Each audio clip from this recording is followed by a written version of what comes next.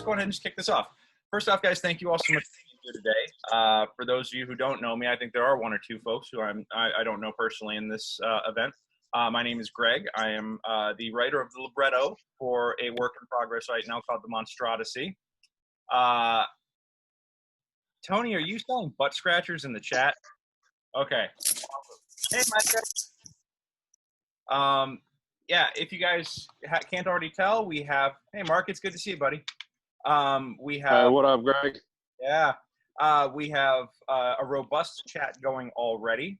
I'm going to ask that if you are not in the cast to go on ahead and turn your cameras off. I'm going to do the same once we get going here.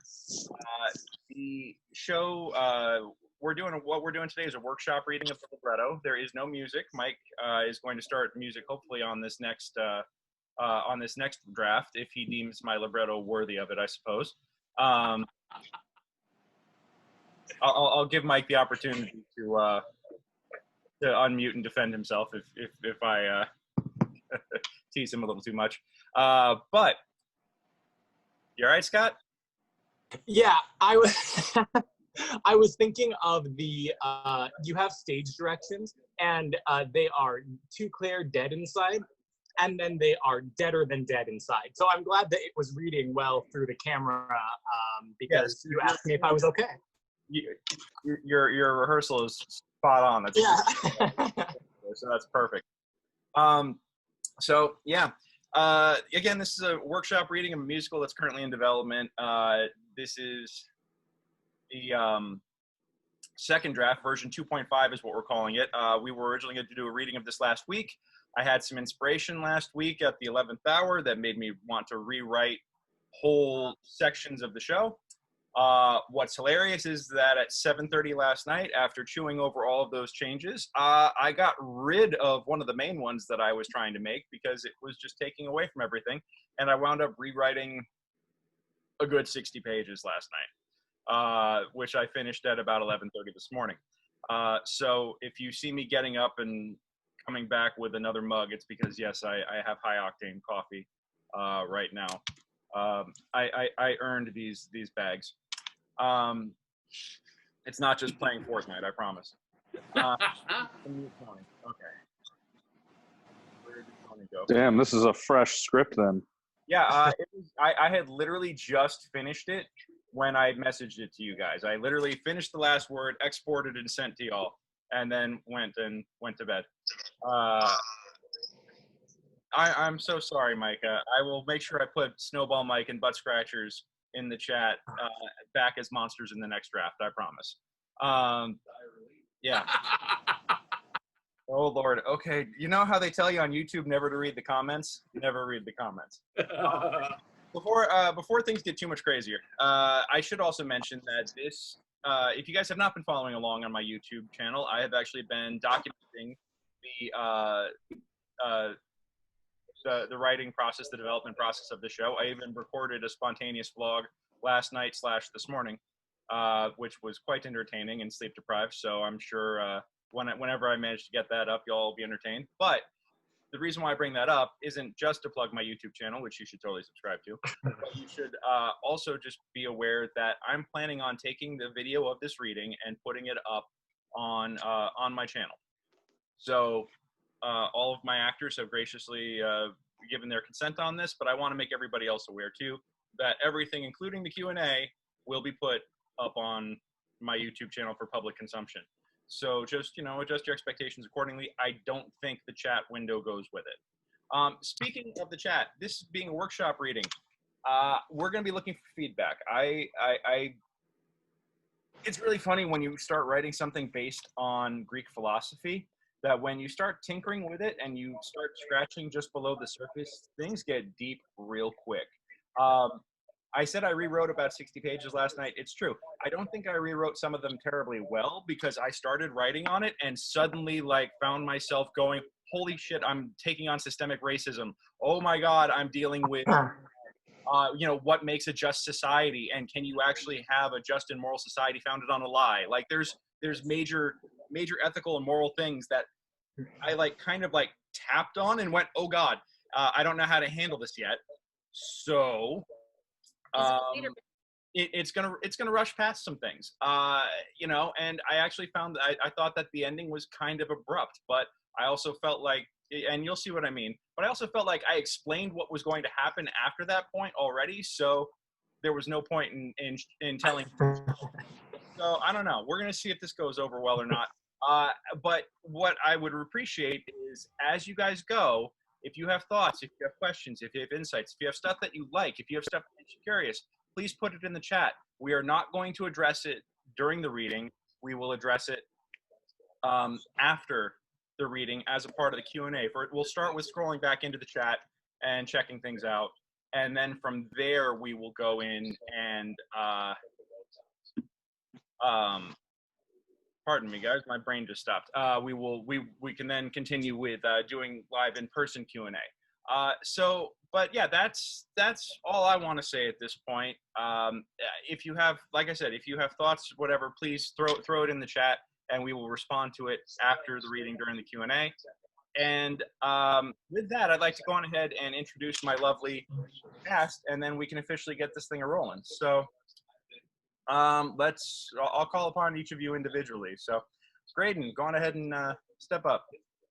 Sure thing, boss. Hi, my name is Graydon Schlichter. I will be reading the part of Brak today, an adorable, fuzzy-headed little goblin. So, Greg already knows this. I really enjoy his writing. This is no exception. So anybody who says bad things might have an accident if I can get my traps to work. Also, But that would mean breaking quarantine, Brak, and you don't want to do that. All right, Mark. What up? Mark Lopez, coming in live from the Bay Area. Definitely miss LA. I miss all of you down at the TU family. Happy to be a part of this, of course. And if this show ever does go up and I get to play Brik, I will do a mohawk for you, Greg. I give you my word. Oh, I'm excited. Okay, cool. All right, I love it. That makes me so happy. You know, I should also mention that Graydon has been in a number of my plays and also helped me develop a number of my plays. And Mark, you and the next person I'm going to introduce actually were in the first show I ever wrote with Mike. You guys were in Super Sidekick, and you played Sorcerer Slim, a role that I'd actually originally written for myself, but I couldn't sing. So then when we made it a musical, it was all you, baby, and damn do you have some pipes. But with that, let me go on ahead and introduce our next member of the cast, Scott Sharma. Hey guys, Scott Sharma here. I love Greg. I love Mike. As we have just discussed, I've been doing their musicals for over a decade now. I see that we have another Slurm. I know, crazy, right? I see we have another Slurm watching. Hey, Sean Cahill, how you doing? Yeah, and I just want to say that if this does go up, I'll be playing the role of Tim. If this does go up into an actual production, I will like to audition for the role of Brak, if I could. Okay, noted. Sorry, Graydon. Yeah. All right. Noted. All righty here. Let's see. Hannah. I'm Hannah. I'm playing Claire, who's beyond her years. Only known Greg for a little while, but he's really cool and really great, and I will also beat him. Anybody up who says that he is that, so I'll join Graydon in that. I have some powerful fists. And I really should have go up so I can have a roll out of quarantine because I'm so bored. Oh God, aren't we all? And I promise I'm not paying you guys to say nice things about me or my writing. I promise. But I love you all and thank you so much. Denise. Oh, Denise Nicholson. Well, as Greg is not paying us to say nice stuff, I'm not going to say anything. Yeah.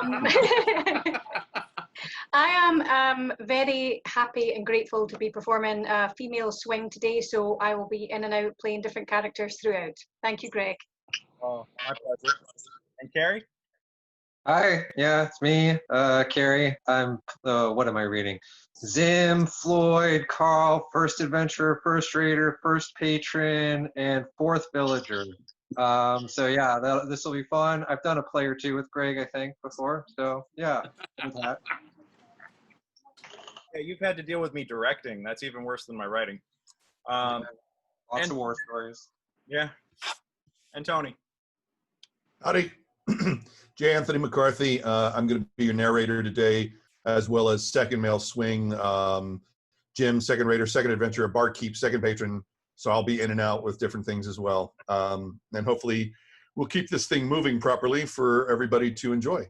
Absolutely. Absolutely. And if you guys get the chance, Tony actually has a feature film out on Tubi right now, Tubi TV. You should catch him in Boris and the Bomb. It is outstanding. Thank you very much. Yeah, I will go on ahead and throw a link to that in the YouTube description when this goes up there. Yeah. Thank you. Thank you very much. Tony not only is an outstanding actor, but is an outstanding fight choreographer. And that movie is nothing but guns and punches, and it's awesome. So, yeah. Second male swing is Micah Cobra's boylesque name. I love it. I also want to say I'm still very privileged to have gotten to do the fight choreography for Die Hard Christmas, Very Die Hard Christmas. So. Oh yeah. I can't wait to do Die Hard again. That is I'm determined to make that one of our comeback shows as soon as the world reopens. So I'm very, very excited for that. And it will happen at some point, but and shout out to your work in Pope as well. Awesome job. Yes. Oh, absolutely. Thank you. Cool. Well, let's go on ahead and dive right on in. I'm going to turn my camera off.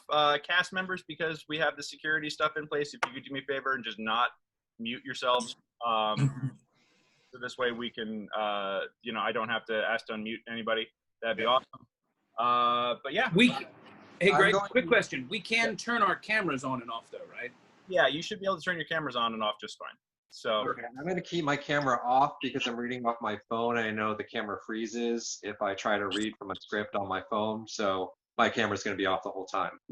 Okay. All right. I think we can make that work. That'll be fun. You'll just be a disembodied voice and somebody else will be on screen in the archive. That's cool. I dig it. And your hair, dude, looks amazing. So very Farrah Fawcett. I dig it. Thank you. We ready? All set. Let's do it. Let's jump off. All right. The Monstrodyssey libretto version 2.5, August 23rd, 2020, written by Gregory Crafts. Prologue lights up on an adventurer standing center stage in what appears to be a dungeon, the Sepulcher of Madness. They sing. Things here about treasure, noble, murder, hoboism, and becoming king when he finds the sword of Damas. Unbeknownst to the adventurer, a red dot, conspicuously not unlike a laser targeting sight, appears near him as he sings. The adventurer begins to roam the stage as they sing. The red dot tries to follow them. At one point, the adventurer stops where they are and begins to deliver a climactic-sounding note. The red dot tries to train itself on them, but it has hit some sort of edge. It can go no further. After a moment's frustration... Excuse me? Who goes there? Yeah, up here. Would you kindly take 2 steps to your left, please? Oh, yeah, just 2 steps. 2 steps to the left. Yeah. Yeah, just 2 steps. The adventurer takes two steps to the left. I meant your right. 2 steps to your right. The adventurer takes 2 steps to their right. Okay, now 2 more. You said only 2 steps to my right. Well, you took 2 steps to your left before you went right, so now it's 4 steps to your right. Don't be such a scuffing pedant. That language is completely unnecessary. I'll give you unnecessary. What was that? Just bloody move. Okay. The adventurer takes 2 more steps to their right. The red dot fixes itself to their forehead. The adventurer is still oblivious to his existence. Like this. Perfect. May I continue my song? Oh, sure, I suppose. I'll just take it back to the start of the chorus. Saying to the booth. Can I get a playback? Just take it back about 4 measures before I was rudely interrupted. The music cuts back to about 10 seconds before the start of the chorus. The adventurer sings a little of the previous verse to themselves. Okay, good. I think I'm caught up. The adventurer starts to sing the next verse, giving it their all. From behind the audience, we hear noises of some large device preparing to do something. But just before they can sing the climactic note, they're pancaked from out of nowhere by a monster with a war maul. Damn it, Carl! The monster stands over the adventurer and nudges them with their foot. The adventurer groans in pain. Monster readies another swing of the maul. It lands with a rather crunchy, wet thud. Brak, a small scheming goblin with a mop of frizzy blue hair, enters. He's furious at the monster stealing his kill. Carl, that one was mine. Carl shrugs and exits. Oh. Brak throws his hands in the air and storms off. Lights, music, adventures, and monsters enter for a gigantic opening number. The disembodied voice of Sid, monstrous supervisor, fills the dungeon. Attention, everyone. The Sepulcher of Madness quarterly inhabitant performance review is tomorrow. As a reminder, all inhabitants must meet their kill quote by 9 a.m. Denizens who fail to meet the quota 3 quarters in a row shall be permanently reassigned to janitorial duty. Good luck. Here comes a great bearded wizard in a pointed hat, wielding a staff of even greater stature than their own. The wizard sings about what secrets and magical treasure must lie somewhere within this dungeon as they battle its denizens with spell and stave. That is, of course, until they pause in front of a statue that just so happens to be in actuality a gargoyle, one that promptly caves the wizard's head in with a single stone-fisted blow. The music lulls. Brak enters from the direction he exited. He approaches the gargoyle. Hugo, did you cut my trap rope? I was going to drop a vat of acid all over that pointy-hatted git. The gargoyle shrugs. Somewhere upstage, a list of names with tally marks beside them is projected. A new tally appears next to Hugo's name. There are no tally marks next to either Bricks or Braks. Brak exits, grumbling at being thwarted again. The song resumes. A dashing, dagger-wielding halfling rogue and a daring bow-toting elven ranger tumble onto the scene. They sing in counterpoint about treasure to steal and monsters to slay, and they are both summarily and violently dispatched by 2 large monsters of the Sepulcher. In this case, the ranger's arms are ripped off, and the halfling rogue is beaten to death with them. 2 tally marks appear next to the monsters' names on the projected kill list. A regal-looking ghoul enters carrying a clipboard. This is Sid, the supervisor. Excellent work, lads. And bonus points for creativity. 2 additional tally marks appear next to the names. Brak enters, sees Sid, and immediately turns around to leave, but is spotted before he can sneak off. Ah, Brak. I was just looking for you. Did? Tomorrow's the end of the quarter. You don't say. It'll be time for your quarterly performance review.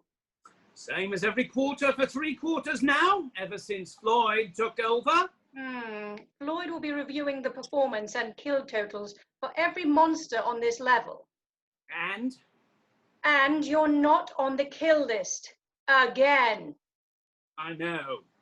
This would be your 3rd quarter in a row without being on the kill list. I know. And according to my records, and before Floyd began his new performance tracking system, you'd never actually managed to kill anything, even back then.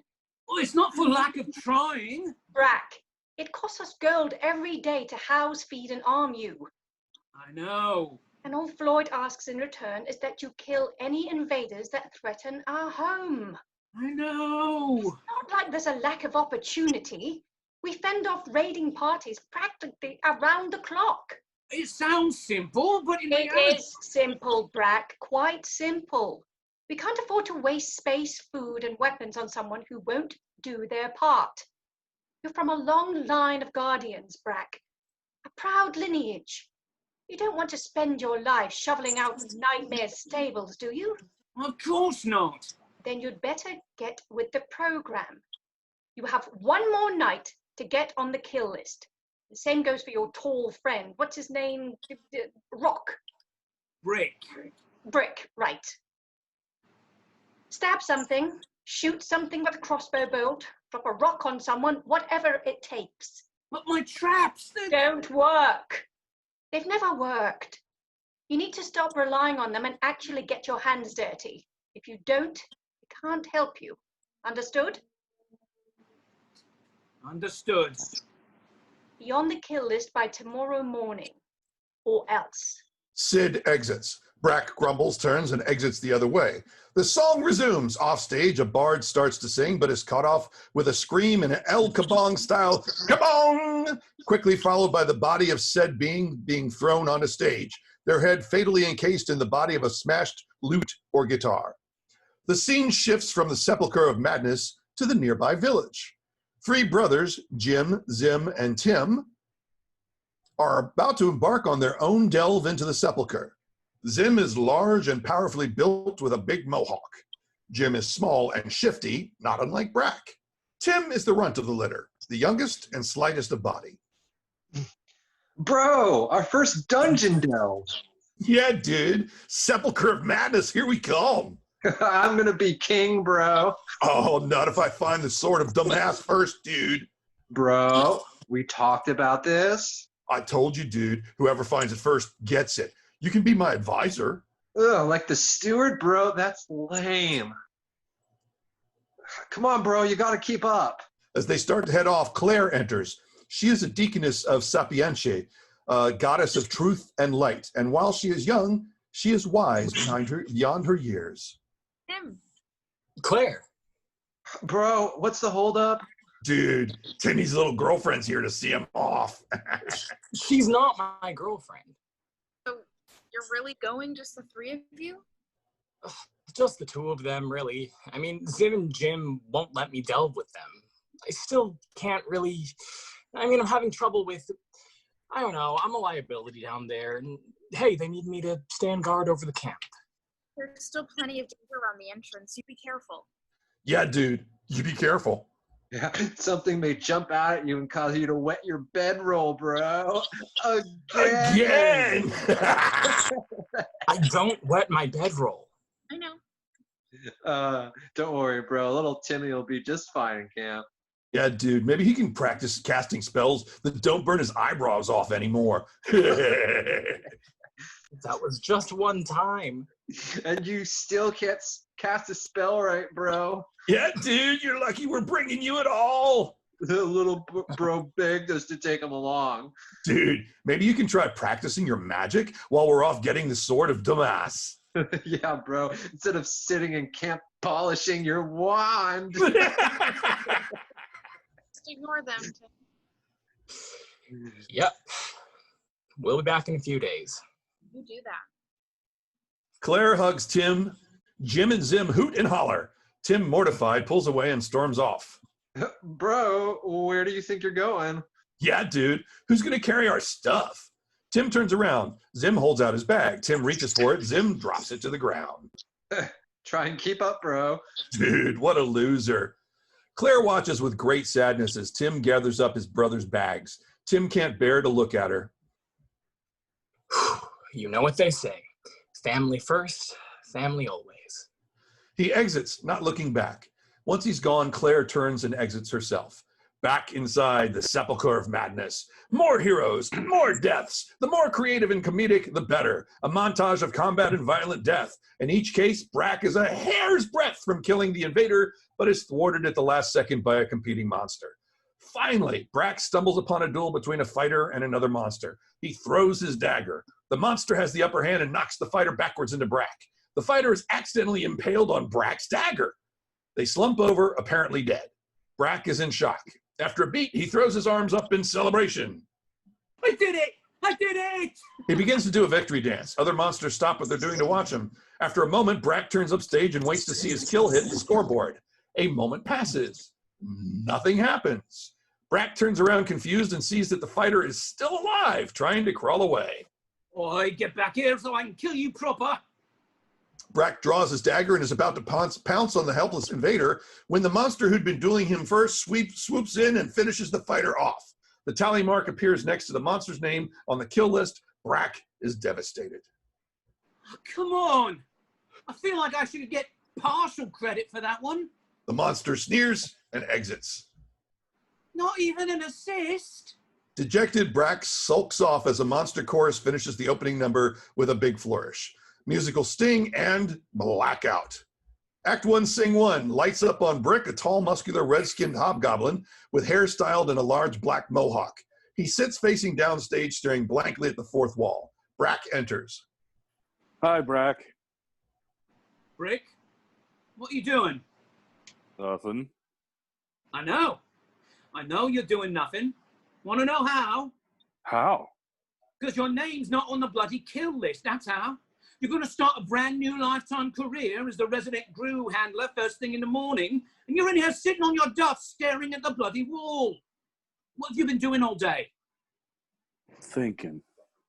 That's a first. What could you possibly be thinking about? The surface. Again? Yeah, I wonder what's up there. Death! Death is up there, Brik. It's where the invaders come from. Yeah, but I wonder what else is up there. Nothing, Brik. Nothing. It's a cruel, desolate place where devious, evil creatures spawn from the raw elements. They are forged in hatred and greed. Then they come down here to invade our homes, take what's ours, and slaughter us with no mercy. How do you know that? What do you mean, how do I know that? Everybody knows that. Yeah, but how do you know it's true? Because I've seen them with my own 2 eyes, that's how. Besides, everybody agrees with me. That doesn't make any sense. Seems pretty straightforward to me. Just because a bunch of people say something is true doesn't make it that way. Brik, we spend almost every waking moment of every day fending off invaders from the surface. They come down here with their swords and their staves and they're singing and they try to kill us. Yeah, but do they have families? Do they have... What? You've gone mad. Wait, it's a joke, isn't it? No, it's not. Whatever it is, just... I don't want to hear it, okay?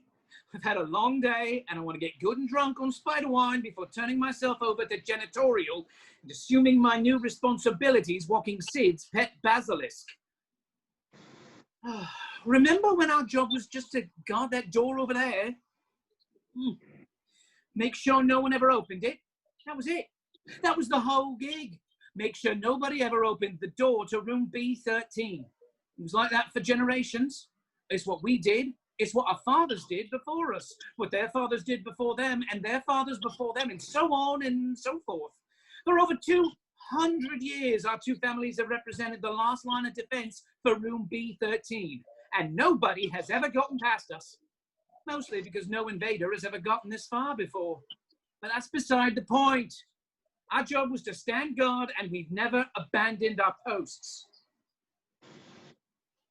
But now, ever since Floyd assassinated Zizix the Palindromal, took over, he expects results. His old new kill quota system's cramping my style. What I wouldn't give to go back to the old days. What are we guarding again? I asked what it is we're guarding. You pulling my leg? No. Well, then what are you asking for? You should know beyond that door lies the Sword of Dumas, most powerful weapon ever forged. Sword of god kings and tyrants, perfectly made, balanced with a keen edge that never dulls. They say it was made of metal that fell from the sky, and it was forged in the heart of a great red dragon. Because of that, neither man nor beast nor time itself can ever ruin that blade. It was brought down here by the first invader over 200 years ago, back when this was a sprawling, thriving underground metropolis. With that sword, they razed our city almost single-handedly. It was only through the combined might of the underworld's greatest champions that the invader was eventually felled, and this artifact of destruction confiscated and secreted away. But with possession of this great weapon came a hefty price. We're cursed to fend off endless waves of restless invaders. They all know it's down here somewhere. They're drawn to its evil power. It's irresistible, like a siren song. Have you ever seen it? Have I what? Seen the Sword of Dumas? Yeah, have you seen it? Of course not. It's in room B13, behind a door that hasn't been opened in over 200 years. Our job is to keep that door closed, not open it up whenever we want so we can take out the most powerful weapon ever forged and play with it. What if an invader gets in here when we've got it out? Do you want to be responsible for the end of our civilization as we know it? But if you've never seen it, how do you know it's really there? Zizix the Palindromal said so. So the most powerful weapon in the world is hidden right behind that door. Yes. And they've assigned us to guard it. You know, you're asking a lot of questions for someone about to start a new career pulling desiccated corpses out of filled the gelatinous ooze in a few hours. I think that, You're too dumb to think. and you're too smart not to. Well, life's a lot easier if you don't go asking so many questions. Go along to get along, I will say. Don't make waves and life will be smooth sailing. Just follow along and do what the bosses say. After all, they're the bosses for a reason. But No buts. You gonna try and get on the kill list tonight or what? I suppose I should. A small bunny stealthily hops onto stage and quietly starts making its way towards the forbidden door. Yeah, you should. That's enough chatter for one night. I'm gonna go to bed. Maybe if I get up early, I can poach a kill right before the deadline. You take first watch. Wake me up if something scary rears its ugly head so I can kill it. What about something small and furry with big feet and floppy ears? The bunny What? freezes. What? What? Oh, oi, give me a mole. Huh? It's an invader. By McGlubiet's hairy arse crack, I'm finally gonna make the kill list. But it's so tiny. It's dangerous is what it is. Here, buddy. Get away from that thing. Ah, here we are. Invader stew for one, coming right up. He turns around to see that Brik now has the bunny cradled in his arms. Rick, what do you think you're doing? It's my buddy. You're... Look at it, Brik. That's a fierce monster.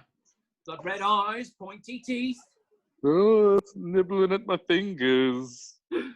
Probably taking a taste to see if you're worth eating. Put it down, Brik. No. Put it down. No, I won't let you hurt my buddy, Brak. That's final. Stop with this buddy nonsense. I don't want to spend the rest of my life greasing the guillotine traps and that furry little bugger as my ticket to the kill list. It's perfect. But it won't count. What? It won't count. I mean, look at him. It's Mr. Fluffy here. Couldn't hurt you if he tried. Wait. There's suddenly a lot to unpack here. First off, Mr. Fluffy. Brik shrugs. All right, and second, I don't care if skewering that thing is easy. A kill's a kill. Now, put him down and step away. It only counts if you kill an invader, and Mr. Fluffy's not an invader. He's my friend. Brik, you put Mr. Fluffy down and step away right now, or I'm going to call Sid and tell him you're harboring an invader. You don't want that now, do you? Slowly, Brik puts the bunny down. Even more slowly, he takes a step back. Right. About time you came to your senses. Now then. The bunny is frozen. Brik doesn't want to watch, but he can't look away. Brak takes aim at the stoic bunny. Come on, Brak. One quick slice and you're on the list. Can't be that hard, can it? Brak's taking an agonizingly long time to prepare. He lines up his swing. He rears back. Brik dives in front of him. The bunny scurries away. Please don't, Brak. What? What are you doing? Please don't hurt Mr. Fluffy. Brik runs and picks up the bunny and cradles it in his arms. He turns to Brak with weepy eyes.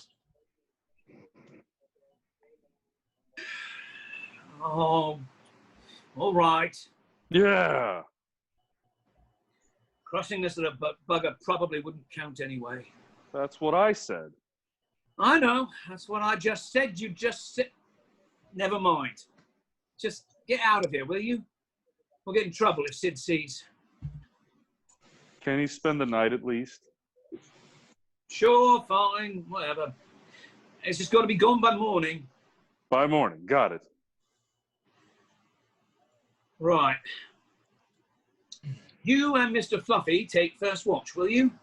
I need to get some sleep. Gotta get some rest so I can get up early to do all that killing before 9 a.m. Wake me if anything happens. Right. Good night, Brak. Brak goes to sleep. Okay, Mr. Fluffy, let's find you something to eat. Brik puts the bunny down on the ground and starts to search the room for something to feed it. Let's see, we've got fungus, moldy bread, valerian root. You like tofu, Mr. Fluffy? While Brik is scouring the room, the bunny transforms into a black-clad figure, an invader. They've been hiding in plain sight as part of the scenery this whole time. They sneak up behind Brik and with a wave of their hand put him soundlessly to sleep.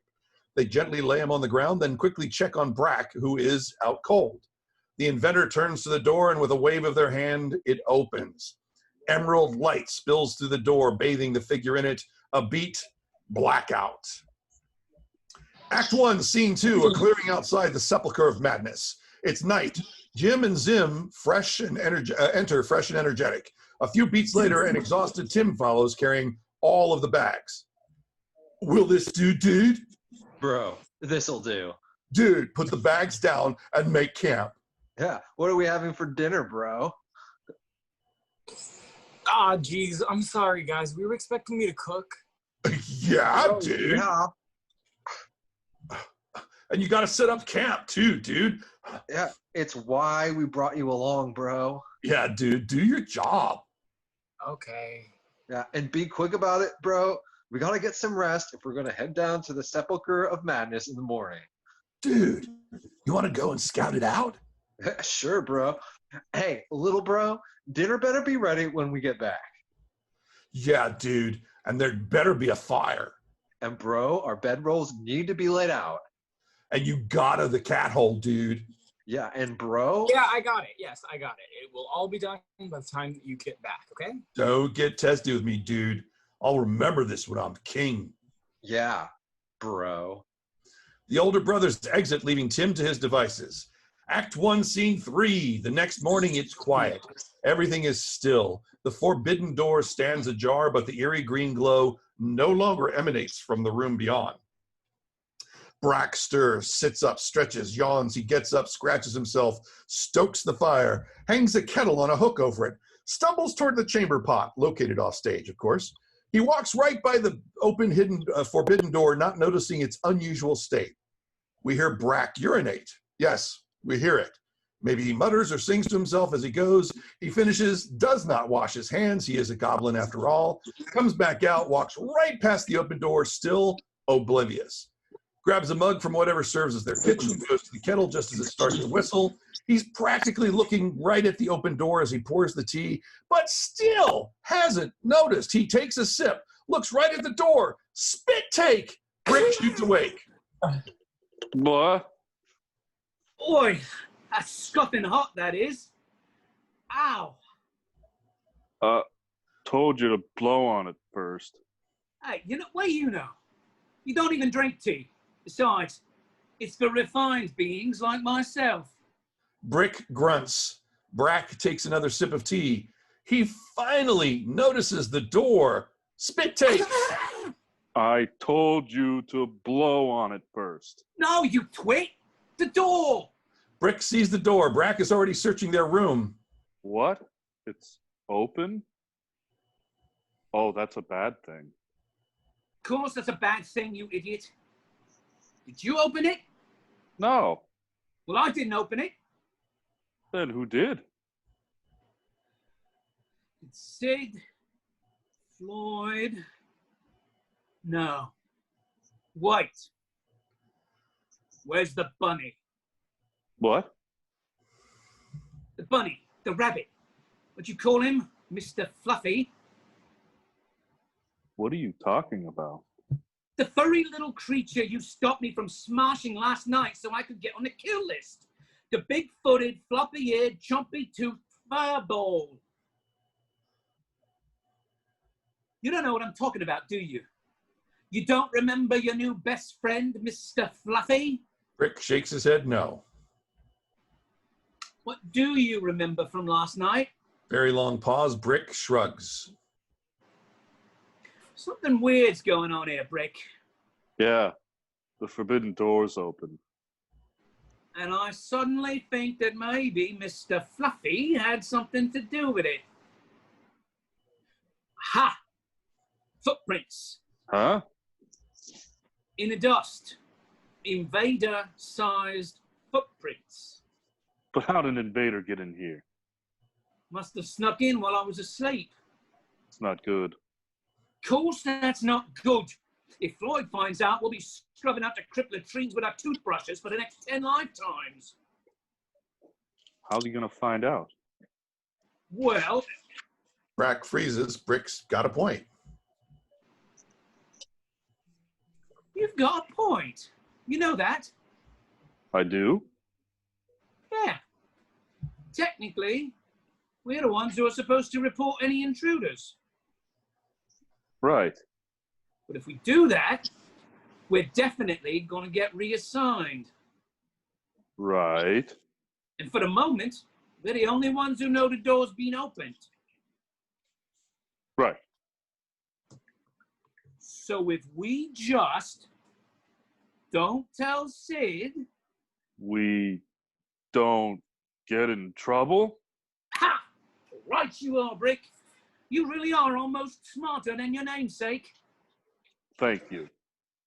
What do we do? We close the door, sweep the floor, and never, ever speak of this again. Simple enough. It is, isn't it? Grab the broom, will you? You should check on the Sword of Damas. I'm sure it's fine. But what if it's gone? If it was gone, then the world would have ended already. Are you sure? It's a legendary artifact of unlimited destructive power. Disaster would strike the moment an invader acquired it. So it must still be there. Yeah. But what if it's not? Brak doesn't answer. He doesn't even meet Brick's gaze. He just closes the door without looking in the room, takes the broom from Brik, and sweeps up the dust around the doorway. There. If anyone asks, I got a little carried away with the sweeping, that's all. Now, what's for breakfast? Kaboom! The door to the rest of the dungeon opposite the forbidden door blows open. The corpse of the black-clad invader comes flying out of the room beyond and lands prone squarely in the center of the room. A green glow surges from the room beyond, heralding the arrival of Floyd, the Sepulcher of Madness resident big bad evil guy. Floyd, the floating disembodied skull wreathed in green flame, comes soaring into the room like a bat out of hell. Sid follows him in and stands off to the side. Floyd does a quick lap, howling all the way, and repeatedly zaps the corpse of the invader with death rays from his eyes. The corpse twitches and convulses hilariously with each blast. Finally, Floyd wheels on the room's inept guardians. You idiots. Uh-oh. I caught this invader sneaking out of your room this morning. What do you have to say for yourselves?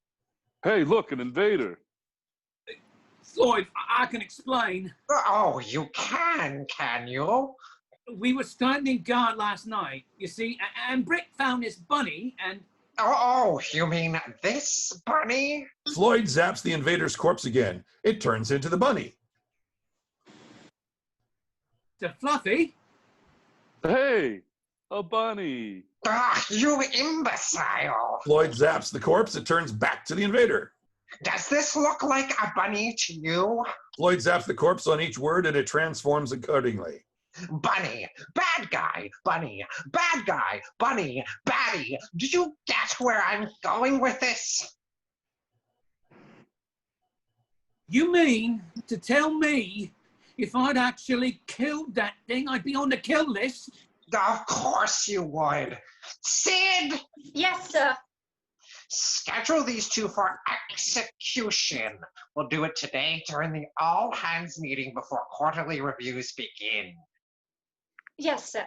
Shall they be fed to the ochre jelly or ripped limb from the carrier crawlers? I don't care. Just make sure it's slow and painful.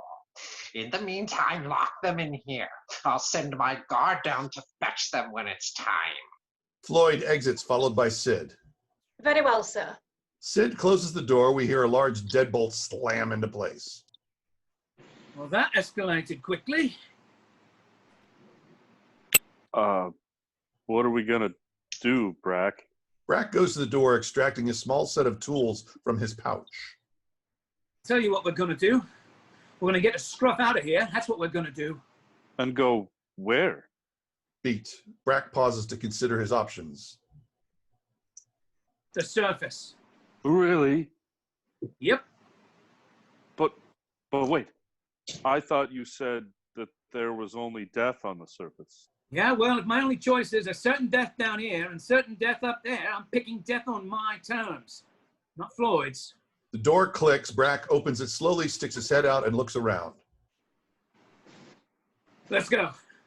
The duo creep out the door, off the stage and into the house. They avoid guard monsters in the house by hiding in the audience. They make their way back up onto stage where room 12 has been replaced with a great portal. Light shines brightly through it. You ready, Brik? Yep. They take each other's hand and step through. Act 1, Scene 4. As Brik and Brak exit, Jim and Zim enter elsewhere on stage. Weapons drawn, they carry a single light source between them. Dude, can't believe you lost your torch. Bro, how was I supposed to know spider webs were flammable and sticky? I'm hungry, dude. Yeah, bro. Probably wasn't a good idea to come down here without eating dinner first. But dude, the entrance was right there. And so were we, bro. You think little dude's got dinner ready yet? Bro, he's a spaz. He's probably already wet his bedroll. Dude, totally. They laugh. A sound. They immediately stop laughing and freeze. A tense beat, and then... Stick close, my dude. Yeah, bro. It's getting most heinous down here. A strong breeze goes through the space. Jim's torch flickers and goes out. They are completely in the dark. Dude, it is most heinous down here. Don't move, bro. Dude, I got it. Quiet, bro. It's fine, dude. I got a flint and steel in my bag. There's a loud click like a pressure plate triggering. Bro, what was that? I don't know, dude. Starting from the area of the pressure plate, a trail of sounds cascades across the stage, then up one side of the house, across the back, and back down the other.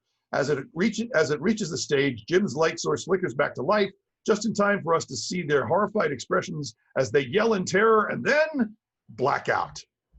Act 2, Scene 1, it's morning outside the cave. The sun is coming up and growing brighter, spreading across the stage as the scene progresses. Brik and Brak step out of the cave. Brak boldly steps into the light, then promptly screams in pain and falls to the ground, clutching his face. Brak, what happened? Oh, I'm blind. I'm blind. The light has destroyed my eyes. It'll be okay, Brak. Just stay calm. Stay calm. We're on the surface. We're blind. We're vulnerable. Wait. Why aren't you howling in pain having gone blind because the light burned your eyes out? It's because the light hasn't burned my eyes out. Wait. You can see? Well, no, I just kept my eyes closed. What gave you that idea? I just remember when I was little, it was something they told me to do right if I ever got near the Great White Portal while it was bright. Just close your eyes and you wouldn't go blind. But you can't see either. I can when I open my eyes again. I will. You got a point there. If we make it that long, the light will burn us to cinders first. Brak gets up, eyes still closed, and starts to stumble around to get a sense of his surroundings. As he stumbles, Brak sings a short song about his panic and fear, the cruelty of their fates, and how tragic it is that he'll never see again, and that he wishes death would come quickly. As a matter of fact, here it comes, any second now, and then... I don't feel like I'm burning up. Oh, it'll happen. Just give it a minute. Monsters exiled to the surface usually burst into flames almost immediately. I guess we're just made of stronger stuff. Or maybe it ain't hot enough yet. You're probably right. We should find some way to stay cool. Brak wanders into a shady area. Ooh, oi, Brik, it feels cooler over here. Oh, it does? Yeah, like a lot cooler. Where are you? Over here. Over where? Over here. Just follow the sound of my voice. Brik stands up and cautiously moves his way over to Brak. That's right. Just keep coming. Slowly, slowly, careful now. I can hear you. I'm right here. Brik bumps into Brak. There you are. Isn't that better? Yeah, that's a lot cooler. Nice, isn't it? Oh, and you feel that? That cool rush washing over us. Yeah, what is that? I don't know, but it feels nice. They linger in the breeze for a long beat. This ain't so bad, Brak. Well, now, just you wait. You got lucky, but now we're trapped. What? We can't move anywhere. You step out of this cool spot, we'll spontaneously combust. Can't we just find another cool spot somewhere else? How, you idiot? We can't see. Well, how'd you find this one? I don't know. I just kind of wandered into it, I guess. Why can't we just wander into another one? Because we'll burst into flames, that's why. How many times do I have to tell you this? Oh, right. Sorry. So, what do we do? Stand right here. And? And I don't know. As the sun continues to rise, the light begins to move on to the pair. Hey, Brak. Yeah. The top of my hair is getting hot. What? Yeah, I could feel it. It's like there's something making it warmer and warmer and warmer. Well, get down, you fool, before you catch fire. Brik ducks, but the sun continues to rise, and they're trapped with nowhere to go. Like in the well scene in Interview with the Vampire, the sunlight slowly begins to wash over them. As it does, they sing a short song about their panic and fear, the cruelty of their fates, about how, in fact, they do not want to spontaneously combust, and that Brak's greatest regret is he never made the kill list. But now death is imminent. As a matter of fact, here it comes. Any second now. As the light reaches their face. This is it. It's been nice knowing you, Brik. You too, Brak.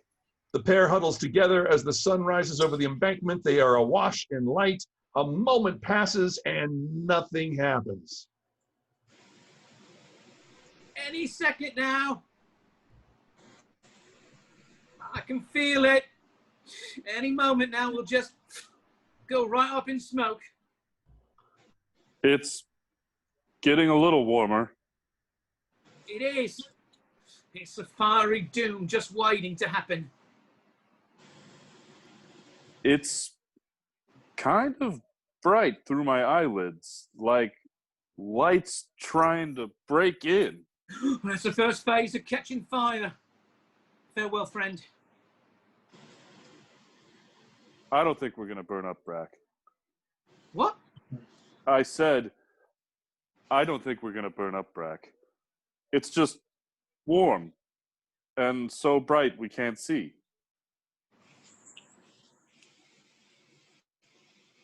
Well, that's even worse then, isn't it? What do you mean? We're stuck here, blind and defenseless. Any minute now, we're going to get picked off by some waiting invaders, we are.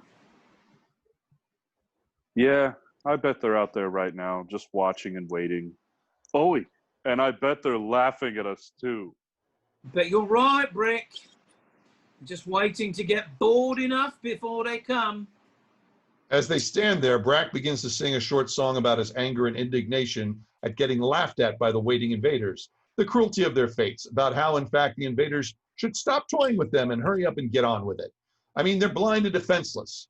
Brik joins in the song, complaining that they don't even have a sporting chance. But they are both certain that death by an enemy's blade is imminent. As a matter of fact, here it comes. Any second now.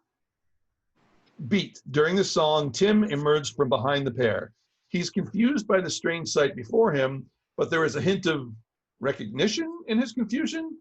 At the end of the song, Zim? Brik and Brak both scream, clutch each other, and faint dead away with terror, leaving the unarmed Tim standing over them, startled and even more confused. Blackout. Act 2, Scene 2. few moments later, the sun is fully up. Brik and Brak are still on the ground. Tim has arranged them in more comfortable positions and has wrapped their eyes in bandages. Tim sits by the campfire cooking breakfast. Brik slowly wakes up. Tim rushes to his side. Easy now, Zim. It's okay. What's happening? Tim, don't worry. It's your brother. You're back at camp. Huh? So what happened? We got kicked out. Oh yeah, I can see that. But no, what happened to you? You got transmorgified into... I what?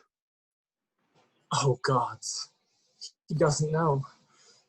Zim, you've been transformed, turned into a hobgoblin. Oh, no, I didn't. I think that I've always... I'm looking right at you, brother, and you are a hobgoblin.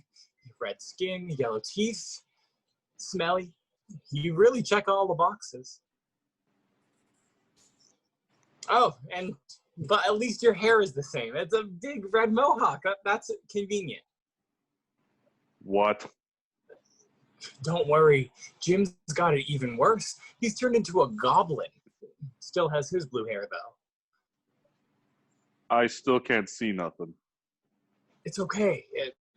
You've got monster eyes now. They're used to darkness. It'll probably take a few hours, but your eyes should adjust to daylight again. Maybe they won't. Damn it, I don't know if a curse works like a polymorph spell or if it doesn't. I mean, are you a hobgoblin or do you just look like a hobgoblin? It's an important question. I'm sorry. I wish I knew. Either way, we're definitely going to have to get you back to town and have Claire try and reverse the spell. I'd just screw it up if I tried. You think? You were right, though. About what? About being seen by adventurers like this. If another party had seen you, they would have mistaken you for real monsters and probably killed you on sight. What do you mean? It's fine. Oh, that was one of my rabbit traps. I think that's breakfast. Okay, I'll be right back. Tim rushes off stage. Hey, guy, you still there? Brak, wake up. I'm awake. You are? I've been faking it for the last 5 minutes, just listening to you two idiots prattle on. What do we do, Brak? I don't know yet, but I'm working on a plan. What is it? I said I'm still working on it. Okay, this thing thinks we're his brothers. 2 invaders that came under last night unprepared. He thinks they got caught, transformed, kicked out, and left for dead. That's why he's helping us. And that's why we're not dead. But not yet, anyway. Right. So we just need to pretend like we're his brothers until we can escape. Escape to where, though? Still working on that part.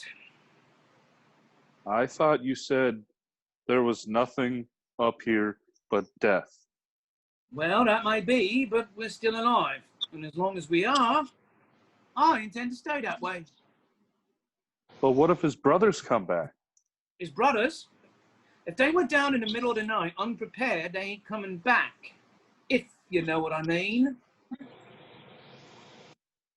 Can you see yet? Brik lifts up the bandages over his eyes. Kinda. It's all really bright still and blurry. Brak lifts his up too. Hey, what do you know? Same for me. Could be a lot worse, I suppose. And there's something else you need to know. Jim, you awake? Okay, remember, you're his brother Zim. I'm his brother Jim. Just follow my lead. Right. They lay back down, beat. Suddenly Brik sits back up. Wait, what's my name again? Shut up, you twit! Jim, you're alive. Yeah, barely got out there with my hide. Kind of. yeah, kind of. So what happened down there? I don't want to talk about it. Oh, wow, that bad, huh? Yeah, it was bad. Real bad. Real bad. Really really terribly bad. Shut up, Brik. Zim. Shut up, Tim. Zim. Sorry. Wow. You've never let Jim talk to you like that before, Zim. I haven't. Oof, I mean... Well, while we were down there, we quickly discovered that I was the savvier, smarter one under pressure. So Zim started listening to me more. Yeah. Right, what he said. Wow, that's really weird. It might take a little bit of time to get used to, I guess, but I'm just really glad to have you both back. We're glad to be back. Yeah, so glad. Great. So I take it that you didn't find it then? Find what? Find what? Did you hit your head on the ceiling down there or something? Find what? The only reason why every adventurer in 50 miles has been raiding the Sepulcher of Madness for years. The Sword of Dumas. Oh! That! No. No, we did not. Nope. Did you even make it to the second sub-basement? The what? I think so. It's so confusing down there. Really? When the Red Raiders came back last month, saying that they found a new passageway in the northwest corner, I really thought the direction seemed pretty clear. Oh, have you ever been down there? Oh, no. You don't know how easy it is to get lost down there, then, do you? Yeah, you're right. I'm sorry.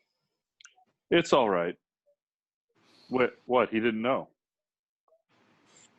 Yeah, we should probably just break up camp and get you guys back to town. Back to... Do you really think that's a good idea, given our current state? Well, yeah. I mean, we have to get you to a cleric. Only a cleric can break the curse on you guys. Just bring them here. But this is where a lot of other adventurers make camp. If you stay here without me, and, well, they may think that you're wandering monsters. And... Tim runs his finger across his neck. Oh.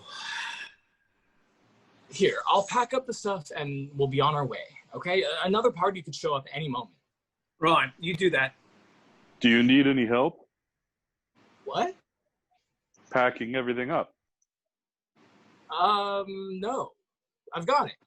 But thanks. After a moment, Tim's assembled everything into the 3 packs. Without thinking, Brik grabs Jim and Zim's packs from Tim and hands one to Brak. Wow. Thank you, Zim. For the help. Oh, you're welcome. Tim stares at Brik in wonderment. Come on, let's move. Which way do we go again? This way.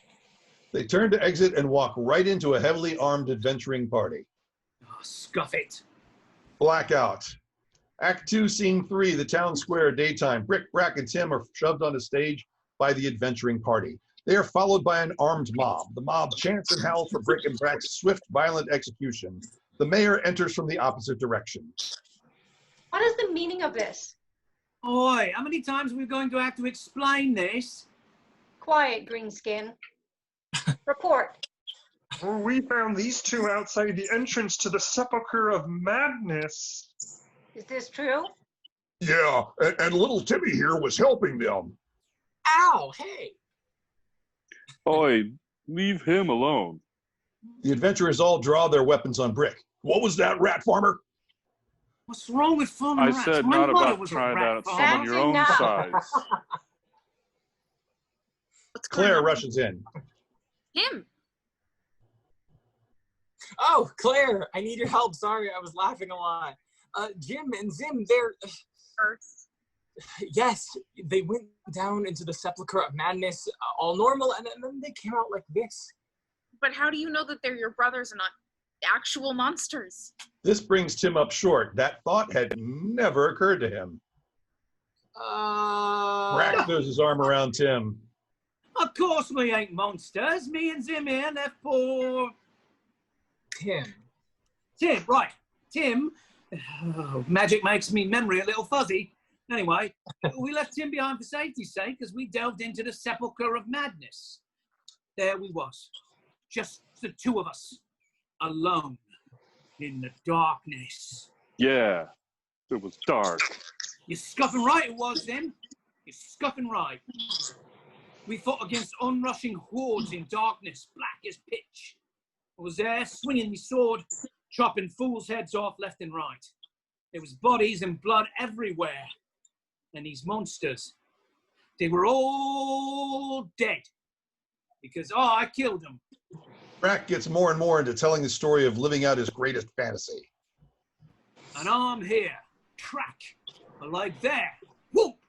A head there, thunk.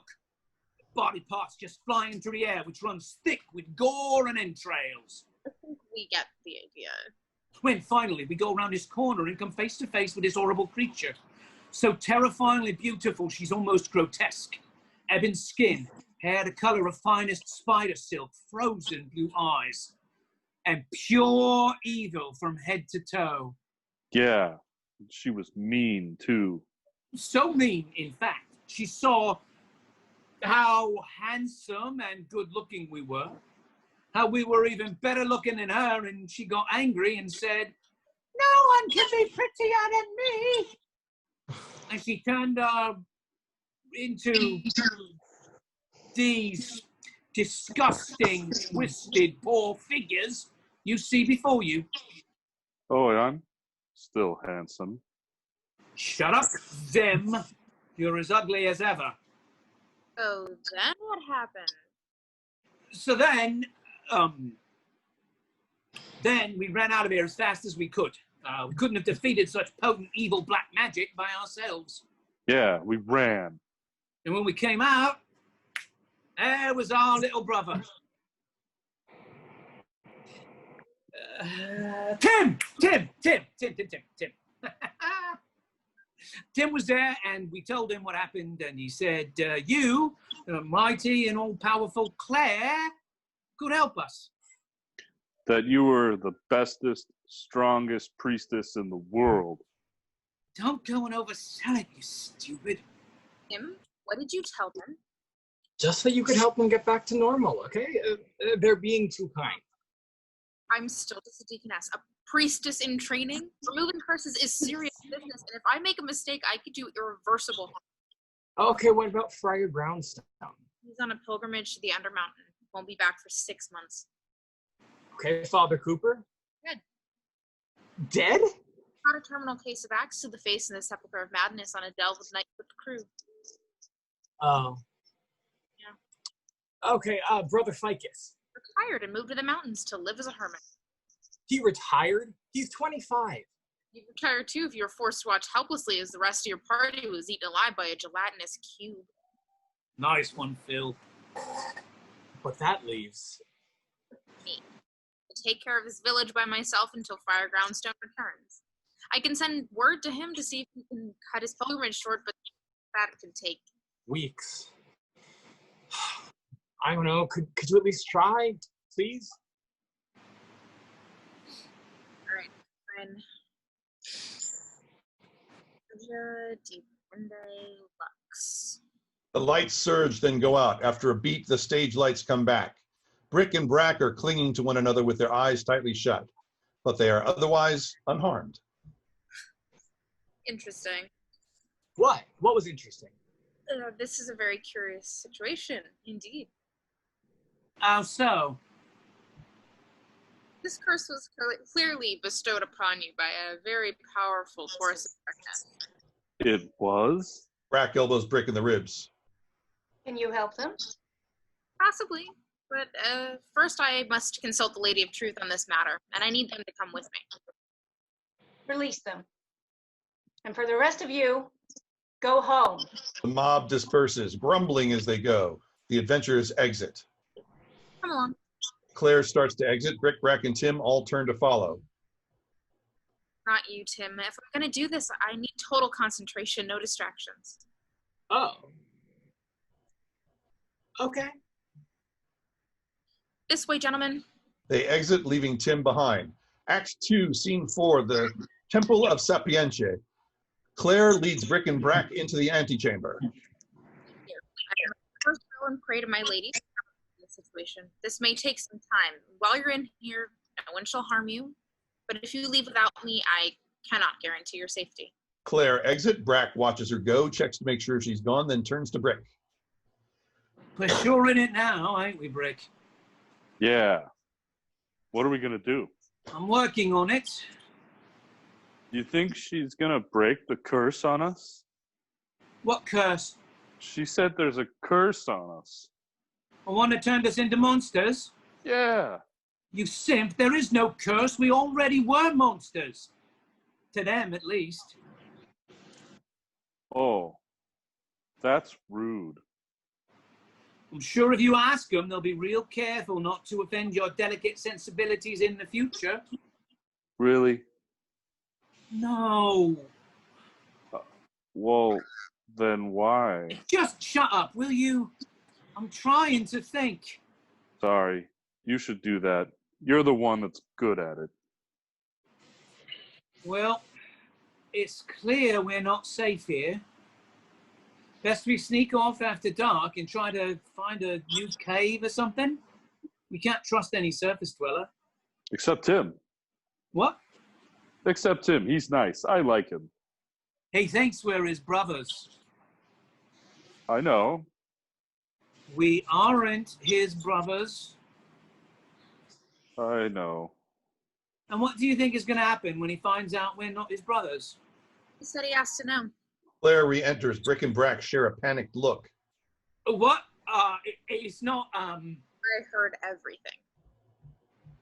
I thought you said we were off, that you were off praying. Funny thing about prayer, when you're seeking answers, it's best done with a closed mouth and open ears. Right. Well then. You got us. What now? I have an offer for you to consider. Brik and Brak glance at each other, then focus on Claire. You're looking for a safe place to start a new life. Tim needs a family.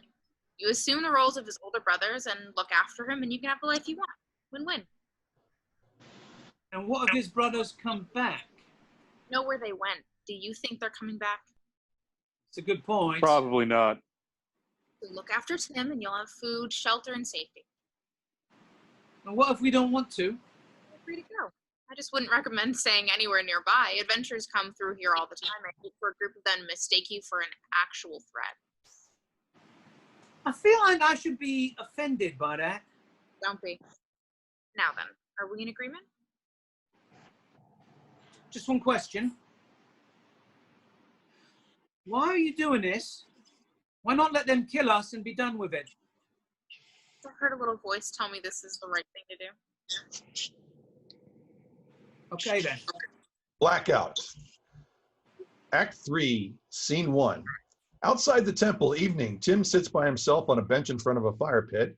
After a beat, Claire enters, followed by Brik and Brak. Tim jumps to his feet. Oh, wait, what happened? You're still... Break the curse, it's too powerful. We'll have to wait for Friar Groundstone. But that's gonna be weeks. Possibly. You know dwarves and their revels. It's okay, though. We have a plan, and they're gonna need your help. My help? But why? Claire here thinks that no one will try to kill us if we're with you. I can make an announcement to the village, but if you stay with your brothers at all times, even the random adventurers passing through will be less likely to attack. Okay. I mean, that kind of makes sense, I think. Just try not to do anything crazy. Who? Us? Well, you did go wander into the Sepulcher of Madness in the middle of the night unprepared, didn't you? I suppose you're right. It's late. I've got to go prepare for morning services. Good night, all. Tim, Brik, and Brak all wish Claire a good night. She exits. Brik and Brak make themselves comfortable by the fire. Tim, distressed and still standing, watches Claire leave, then turns to his brothers. I'm so sorry, guys. I really thought she'd be able to help. It's all right. Brak has found a satchel by the fire with some bread and a bottle of something to drink. He indicates to Tim, who nods an affirmative. Brak passes the bread to Brik and opens the bottle. Yeah, it could be worse, I suppose. We could be dead. That's true. Wait, really? You're not mad at me? Why would we be mad at you? I don't know. It's just that, every time anything goes wrong, What? you both seem to blame me for it, even if I had nothing to do with it. Well, this one's on us, okay? Okay. So when are we gonna go back? Back where? To the Sepulcher of Madness. You crazy? Well, you couldn't pay me enough to go back there. But I thought you guys both wanted to be king. Brak, who is slipping from the bottle, coughs. I'm sorry. What was that? I thought you both wanted to be king. Now, what would give you that kind of crazy idea? I mean, it's the only thing that you guys ever talk about. I didn't think we talked about that much. No, you totally did. Like all the time. And how was that supposed to work? Are you guys kidding me? Have you completely forgotten everything? No, we know. We just want to make sure that you know. Well, how could I not know? Oh, yeah? Yeah. Well, go ahead and tell us then, Mr. Smarty Pants. You're ridiculous. Hey, Tim, I don't think Timmy here knows how becoming king works. Hey, I think you're right, Jim. Okay, fine. I mean, everyone knows that the person who finds the sword of Dumas will be named king, right? Brik and Brak share a surprised expression. Then, Go on.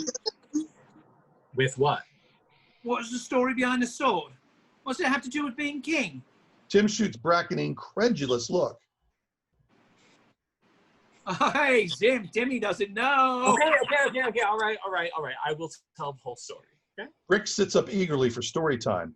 Lights shift. As Tim tells the story of the Sword of Dumas, the tale is visualized behind them using projections or live shadow play.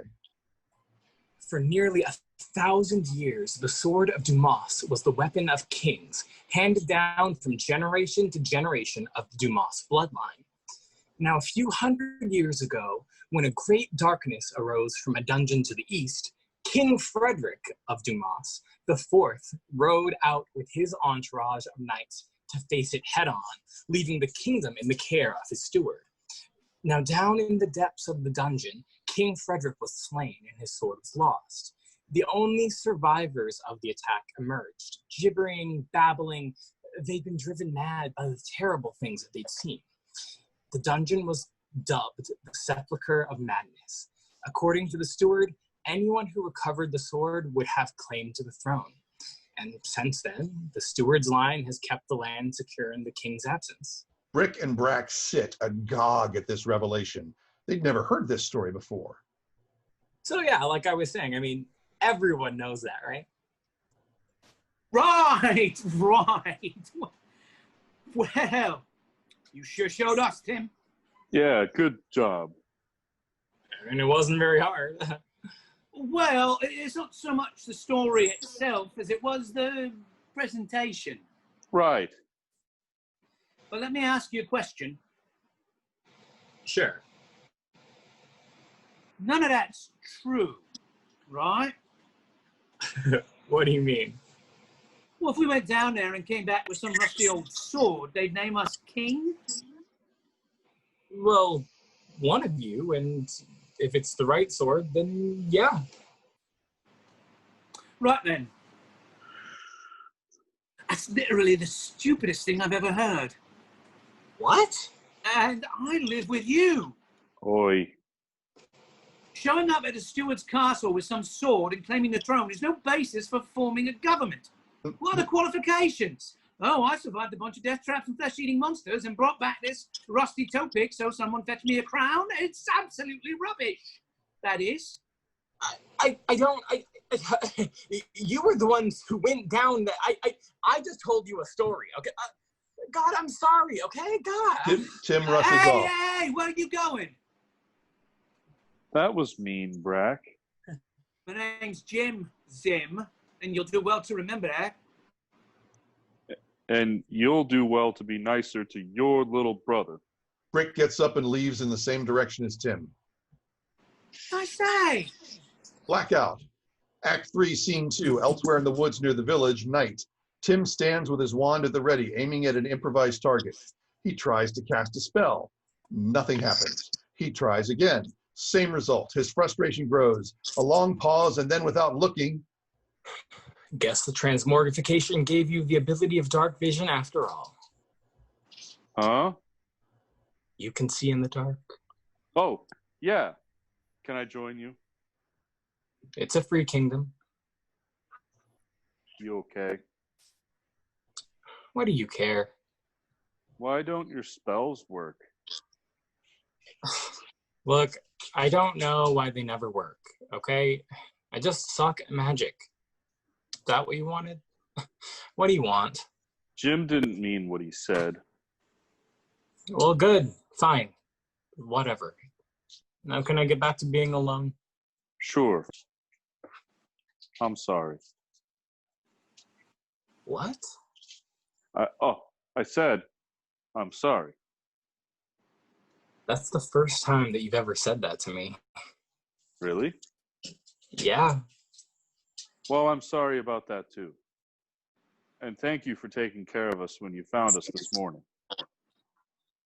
Of course. Family first. Family always. I like that. That's what Mom and Dad used to say, right? You know, family first.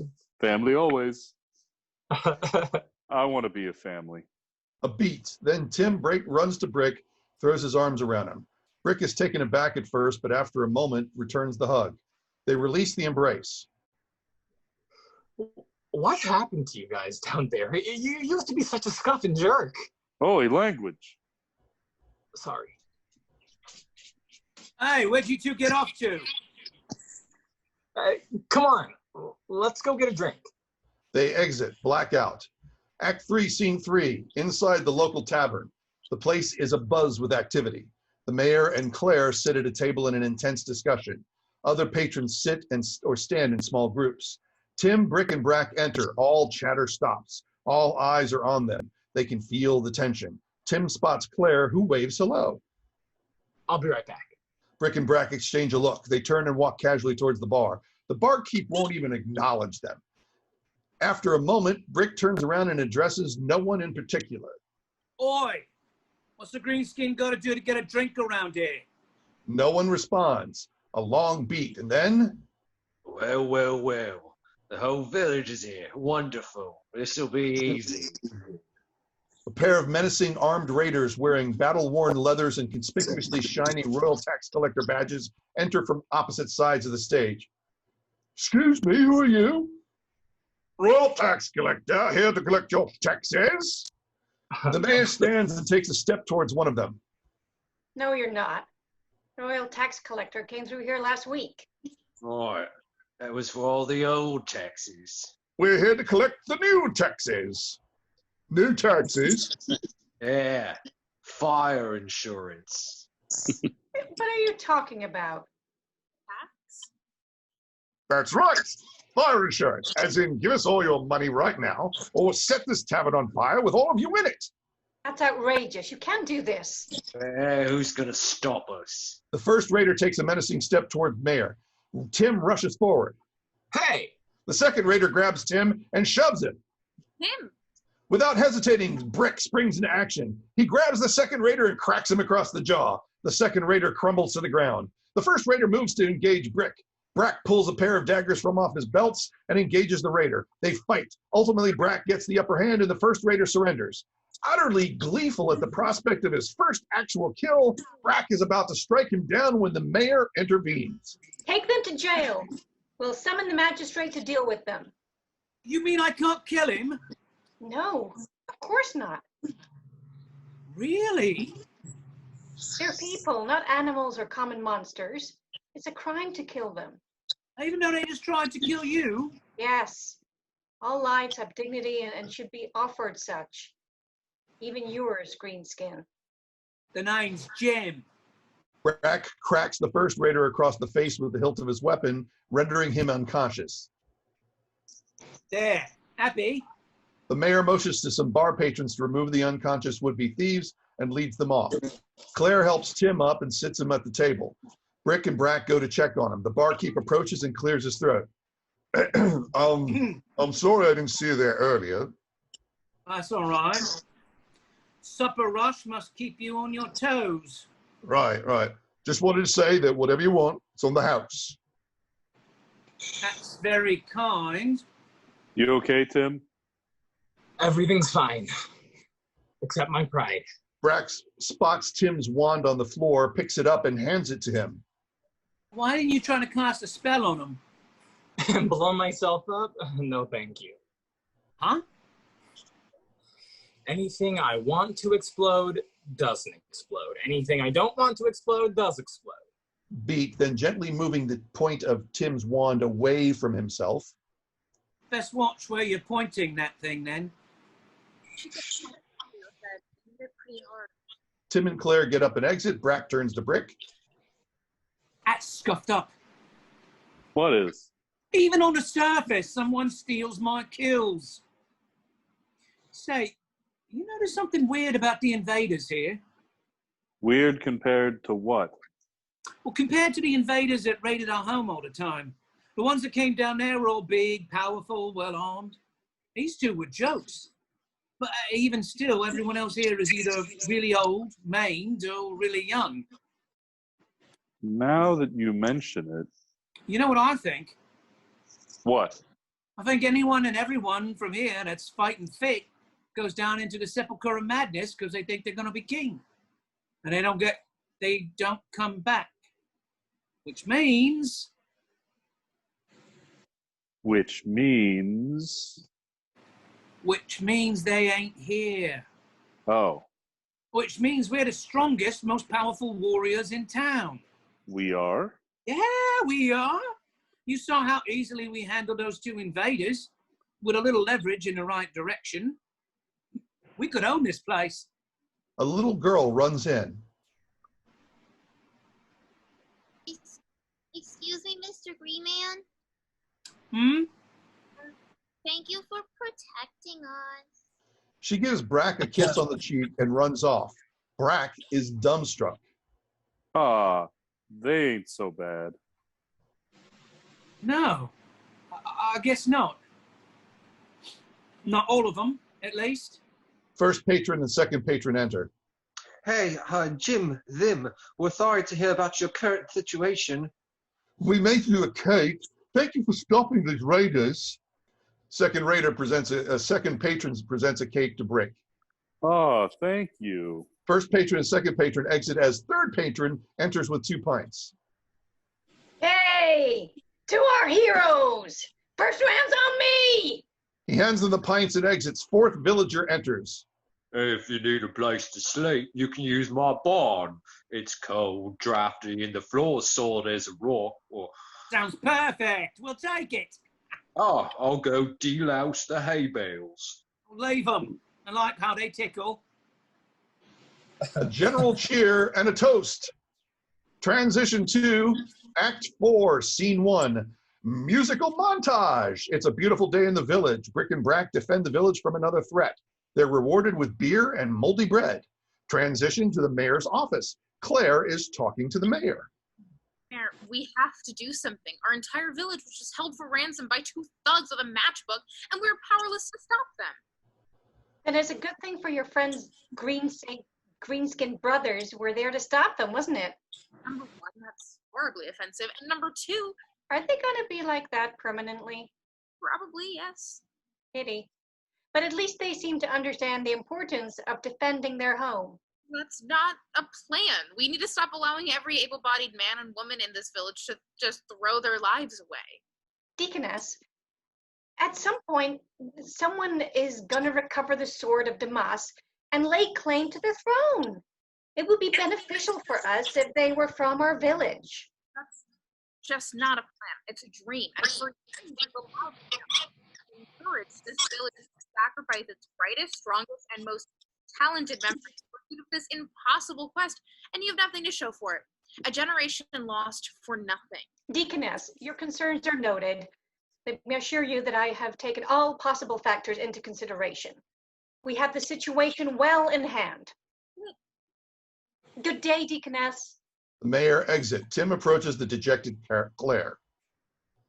Wow. What was that all about? That was the absolute antithesis of reason. Oh. Come with me. Okay. Wait, where are we going? To get something to eat. I'm starving, and we need to make a plan. That sounds great. They exit. Brik and Brak help villagers fix a broken cart. Brik holds up the laden cart while Brak slaps a new wheel on it. On their exit, lights up on Tim and Claire at a tavern table. Claire's pontificating a mile a minute. Tim's adoring eyes are glued to her, but he hasn't heard a word she said. Think about it. What does an adventurer do? They invade another living being's home space and injure, maim, or even kill them with extreme prejudice, desecrate their body, and steal their material possessions. They're traveling serial killers, and we glorify them. We turn an entire generation of bright, talented individuals into mindless murder hobos obsessed with scouring the earth for this tiny piece of metal when we could be mounting for a real resistance. Sorry, I'm rambling. Does this make any sense? Tim? Huh? Oh, sure. Yeah. You're so pretty. Right. You're so pretty right. You're pretty right about that. Yeah. You know what? Thank you for listening to me prattle on. I just get so worked about all this stuff. Yeah, it's okay. Do you want to do something? About this? Yeah, absolutely. Great. Wait, what? They exit. Brik and Brak rescue the little girl's kittens, which is stranded in a tree. Then Brak has to stop Brik from eating it. On their exit, lights back up on Tim and Claire enjoying a working lunch. Claire's munching on a handful of baby carrots while poring over a planning document. Tim's leaning on the table, staring longingly at her. Partial that she wouldn't even listen to reason. When leadership fails, it's the responsibility of the citizenry to insist on a regime change. By force, if necessary, we'll start with a peaceful, non-violent demonstration in the town square, demand an end to the village addendum pipeline. Right. Can I count on you to get these flyers distributed around the village? Absolutely gorgeous. Absolutely gorgeously correct. Yes, you can count on me. You're the best. Claire hands Tim a stack of flyers and kisses him on the cheek. She exits one direction. Tim marvels for a moment and heads off the other way. Crossfade to Brik and Brak as they undertake another project for the community. On their exit, crossfade to Claire lying asleep at the planning table. Tim enters. Claire, He sees her and pauses. Goes to her, makes sure she's actually asleep. Then grabs a blanket from somewhere nearby and drapes it over her shoulders and gives her a gentle kiss on her head. She stirs and then goes back to sleep. Outside, there is a commotion. Tim sees what's going on and runs off. Crossfade to Brik and Brak enjoying a calm, quiet moment alone at a tavern table. They each have a drink in hand. You know, Brik, after being up here for a month, I think I can say that the surface ain't so bad. We've got jobs like our old ones, but easier. People respect us. Food's good. Beer's even better. And the sun ain't so bad once you get used to it. Why'd they make being up here sound like certain death? I don't know. I mean, if everyone down there knew what life above is really like, who'd want to stay in the dark? A pensive beat while Brik, who doesn't understand rhetorical question, considers an answer. Phil, maybe, being ooze and all. Right. I suppose he'd dry out quick. Everyone humanoid, I mean. Ah.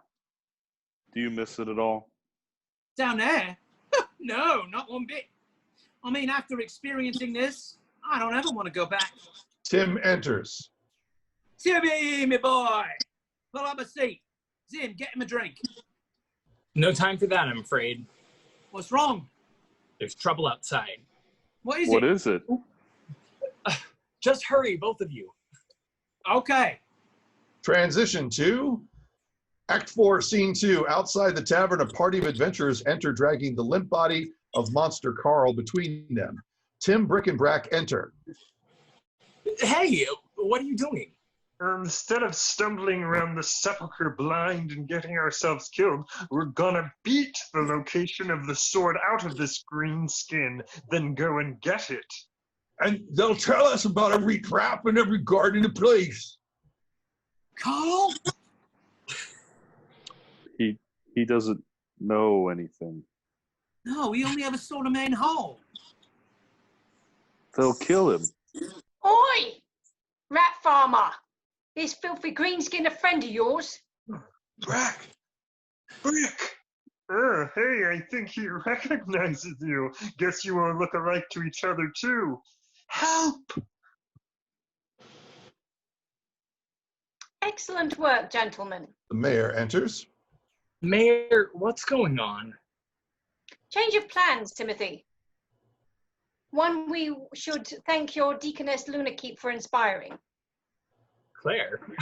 Well, what does she have to do with this? She's correct at the staggering loss of life, but the Sepulcher of Madness has extracted from our village. It's unsustainable. If we're going to be successful in recovering the Sword of Damas, we must be more assertive in our efforts. But what if he doesn't know anything? Why should you care, Jim? For all you know, this is the creature that turned you into a filthy greenskin. Let him go. The adventurers take an aggressive posture. Or what? We're outnumbered, badly. Let's go, gentlemen. There should be no further delays. They exit, leaving Brik, Brak, and Tim behind. What are we gonna do? Nothing. Nothing? What can we do? It's a shame, but it's just a monster. Lest you forget, Timmy, I'm a monster. Sure, on the outside, but inside you're one of us. Brak spins and exit. Brik follows. Hey, where are you going? Blackout. Act 4, Scene 3. Outside Brik and Brak's barn. Evening, Brik and Brak enter with all of their gear packed from one side. Claire and Tim enter from the opposite. Jim, Zim, where are you going? Anywhere but here. What?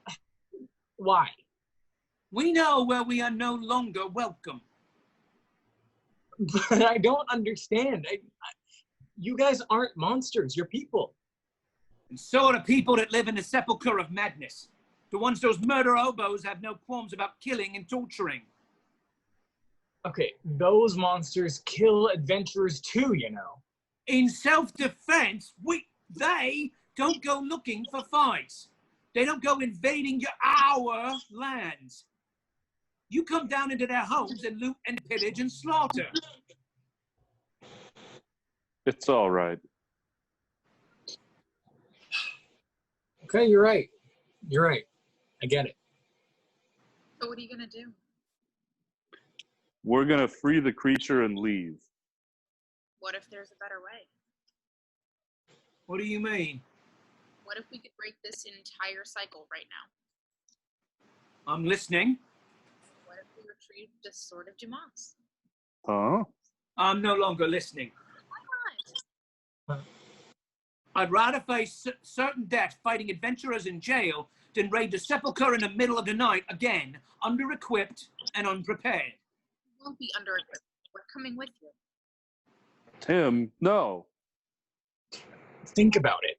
If we recover the sword, then no one will need to raid the Sepulcher of Madness ever again. No one will be needlessly slaughtering monsters anymore. But if you free the one in the cell and escape, they'll just go and kidnap another one. So we need to stop it at the root. Brik turns to Brak. And we have to do a pretty good idea of where it is. All right. We'll go. You two wait here.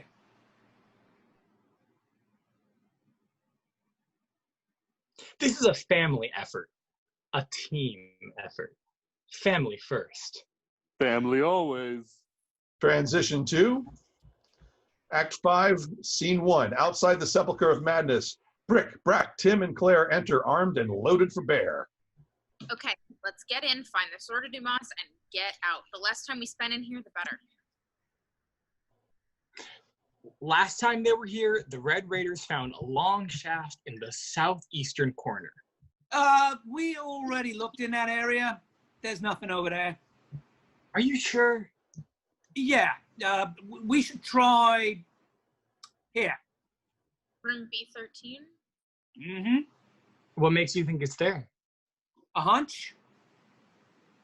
Trust me. Okay, let's move.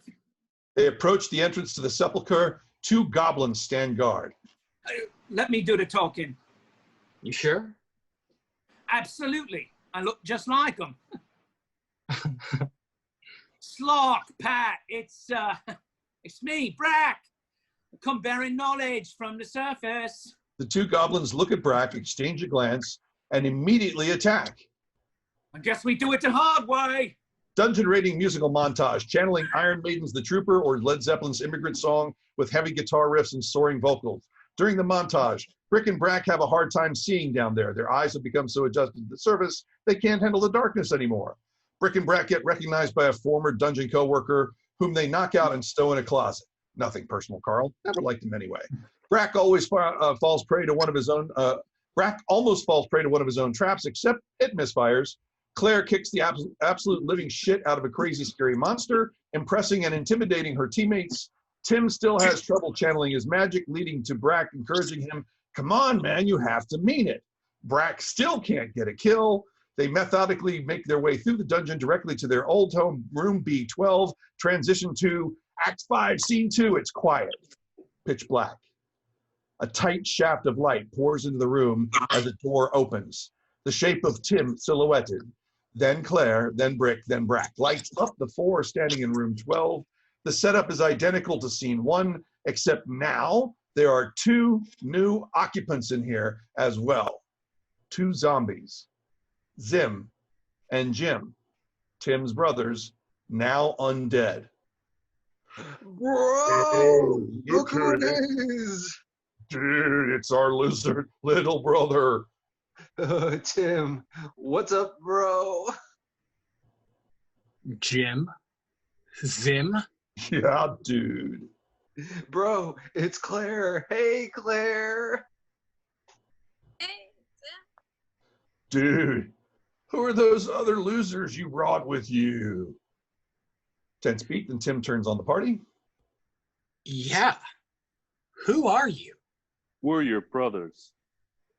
Yeah, and you're our brother. No, my brothers are right there. So who are you? Dude, didn't Floyd say something about the 2 losers that used to live in here? One was a giant buffoon, and the other built traps that never worked. Hey, we resemble those remarks. Yeah, bro. One of them never even made the kill list. Wait, what do you mean by that? By one of them never made the kill list? Oh, bro, pull up the list. With a grand gesture, Jim magically pulls up the kill list. At the bottom, Brik and Brak's names are grayed out. Brik is on the very bottom with no kills. Brak is above him with 2. But neither of us... What? With another wave, Jim punches into Brak's kill record detail. His 2 kills were 2 human adventurers via booby trap. Bro, wait a sec. Dude, that was your trap? You killed us? Dude! A tense beat. Everyone is frozen. Suddenly, still wearing a stunned look of utter disbelief on his face, Brak's arms shoot up into the air as if in a touchdown celebration. I did it! I did it! I did it! Off Tim's furious glare. Oh. You killed my brothers? What? I guess I did, yeah. But to be fair, Considering everything you've told me about them, they deserved it. And more. So what are you then? It was just a couple of reject monsters who got kicked out for sucking at their jobs? Technically, they were going to execute us, so we left.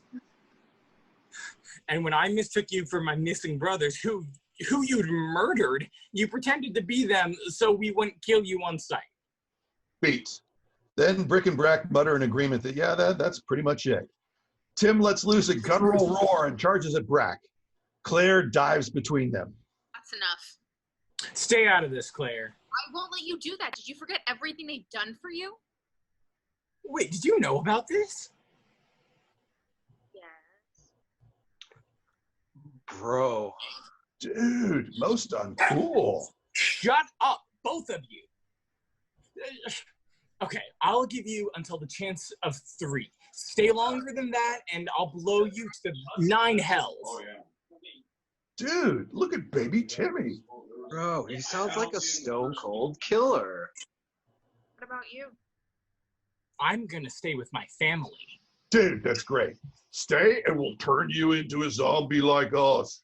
Yeah, bro, we need someone around here to do the cleaning. Dude, and the cooking. And bro, I totally need someone I can practice my submission holds on. You can't be serious. You don't want to stay with them, Tim. They don't respect you. They're my blood. Family first. Family always.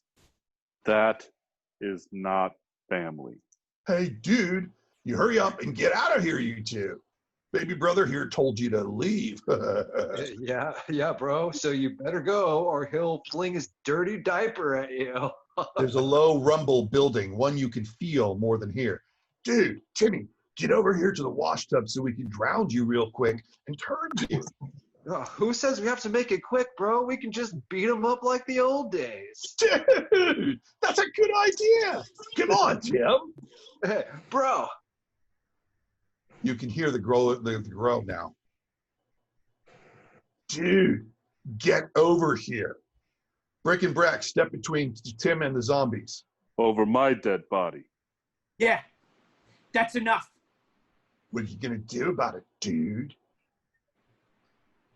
I'd say aim for the brains, but I don't think they have any. The rumble starts to grow louder. Eyes? Hey, baby bro, I think they've overstayed their welcome. Yeah, dude. Finish him off so we can have a real family reunion. Ooh, maybe keep Claire around, bro. We can turn her too. The rumble suddenly stops for a beat. Then with an ungodly roar, Tim channels the most powerful blast of raw, uncut magical energy he's ever let loose, disintegrating his zombified brothers. The glow fades. Only the party remains. Brik, Brak, and Claire crouch, eyes clenched shut. There's a little bit of smoke coming off of Tim. Brak opens his eyes and surveys the room. Goth me. You okay, Tim? It worked. Claire approaches Tim and puts a supportive hand on his shoulder. Right. He turns to her. They embrace. A beat later, Brik joins in. Then Brak. It's a group hug. Family first.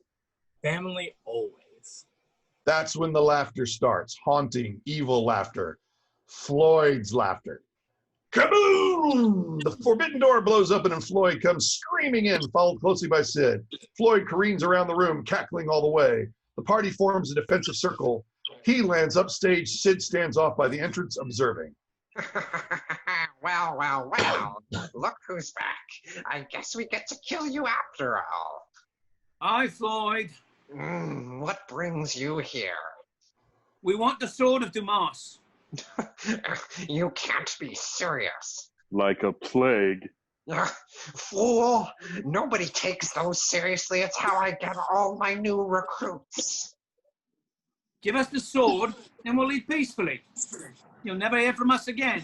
I'm sorry. What sword was that again? The sword of Dumas. A mighty magical artifact that shall bring about the return of the king. And we know it's right through that door. Oh, do you now? Yep. Then by all means, go right ahead. Floyd chuckles to himself. Sid smiles in a fashion reminiscent of a shark smelling blood in the water.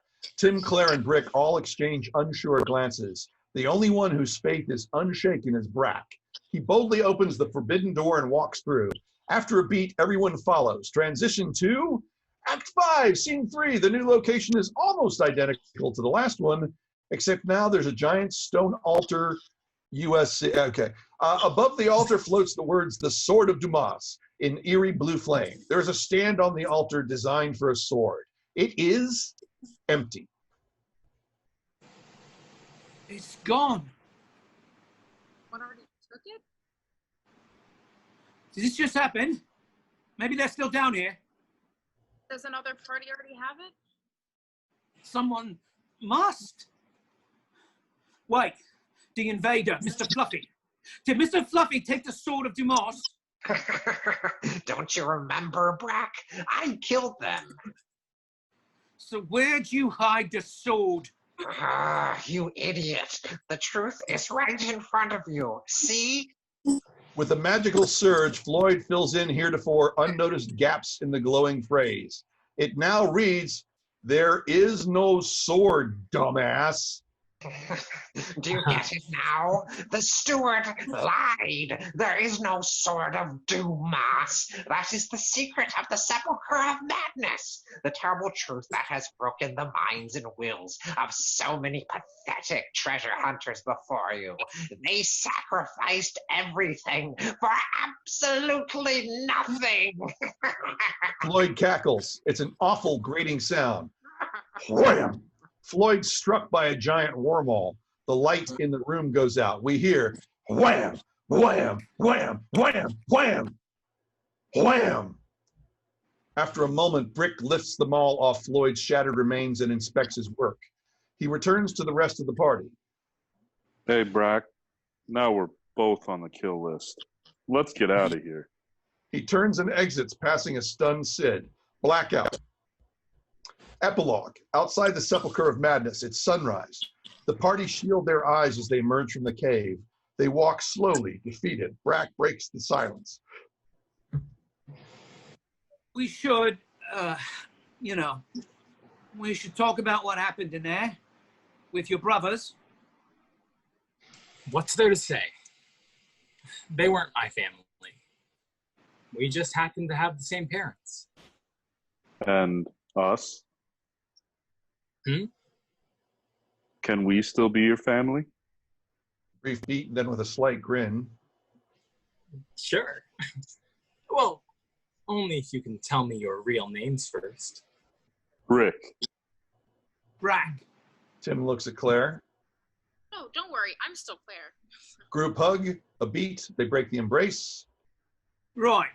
Now that that's settled, what are we going to do about Indicating the entrance to the sepulchre behind them. all this? I don't know. Me neither. If there's no sword, no one will ever reclaim the throne from the steward. Doesn't matter how long you search for something that doesn't exist, you'll never find it. Which means they'll never stop looking. Well, can't we just tell them that it's not real?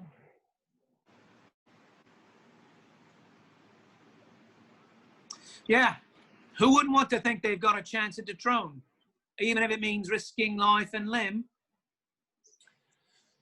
So, I don't know. Are we saying that we can't stop this then? What if we found the sword? There is no sword. It doesn't exist. No. I think I understand. We don't need the sword, right? We can just give them a sword. Our own sword, O Dumas. Brik exits back towards the sepulchre. Look at the brass ones on this kid. Must remember what it looks like, though. Wait, I just heard myself. How could anyone know what a sword that doesn't actually exist really look like? Never mind. I'm just going to say right now that there are some major moral and ethical issues with this plan. How is this any different than the first crazy plan we had tonight? We based on a lie. But it's already all based on a lie. But what if it works? That's kind of what I'm afraid of. If it works, one of us will be queen. Or king. Because of a lie. Yeah. It's using one lie to destroy another lie. It all balances out. That's not how it works. Well, how is it supposed to work, Claire? There's supposed to be justice and fairness and morality in a society based on knowledge and truth and enlightenment. And right now, we've got none of that. And we won't, unless we make room for it. Yeah. By getting rid of the current corrupt system that facilitates the endless cycle of violence. Okay. I don't know if it's just me, but it sounds like we're serving a greater good here. Okay, all we need is a sword. Literally, any sword will do. Brik returns carrying a long rusted blade with a shabby, ruined hilt. What about this? Brik hands the sword to Tim. It's perfect. But who wields it? Who claims the throne? Why not all of us? We just become a new line of stewards? Now wait just a second. I like it. Wait, what do you think, Claire? Tim offers Claire the sword. She takes it reluctantly. Have a nice heft to it. She hands the sword back to Tim. He looks around at his compatriots, then holds the ruined blade aloft. Behold, the sword of Dumas. Blackout. End of libretto.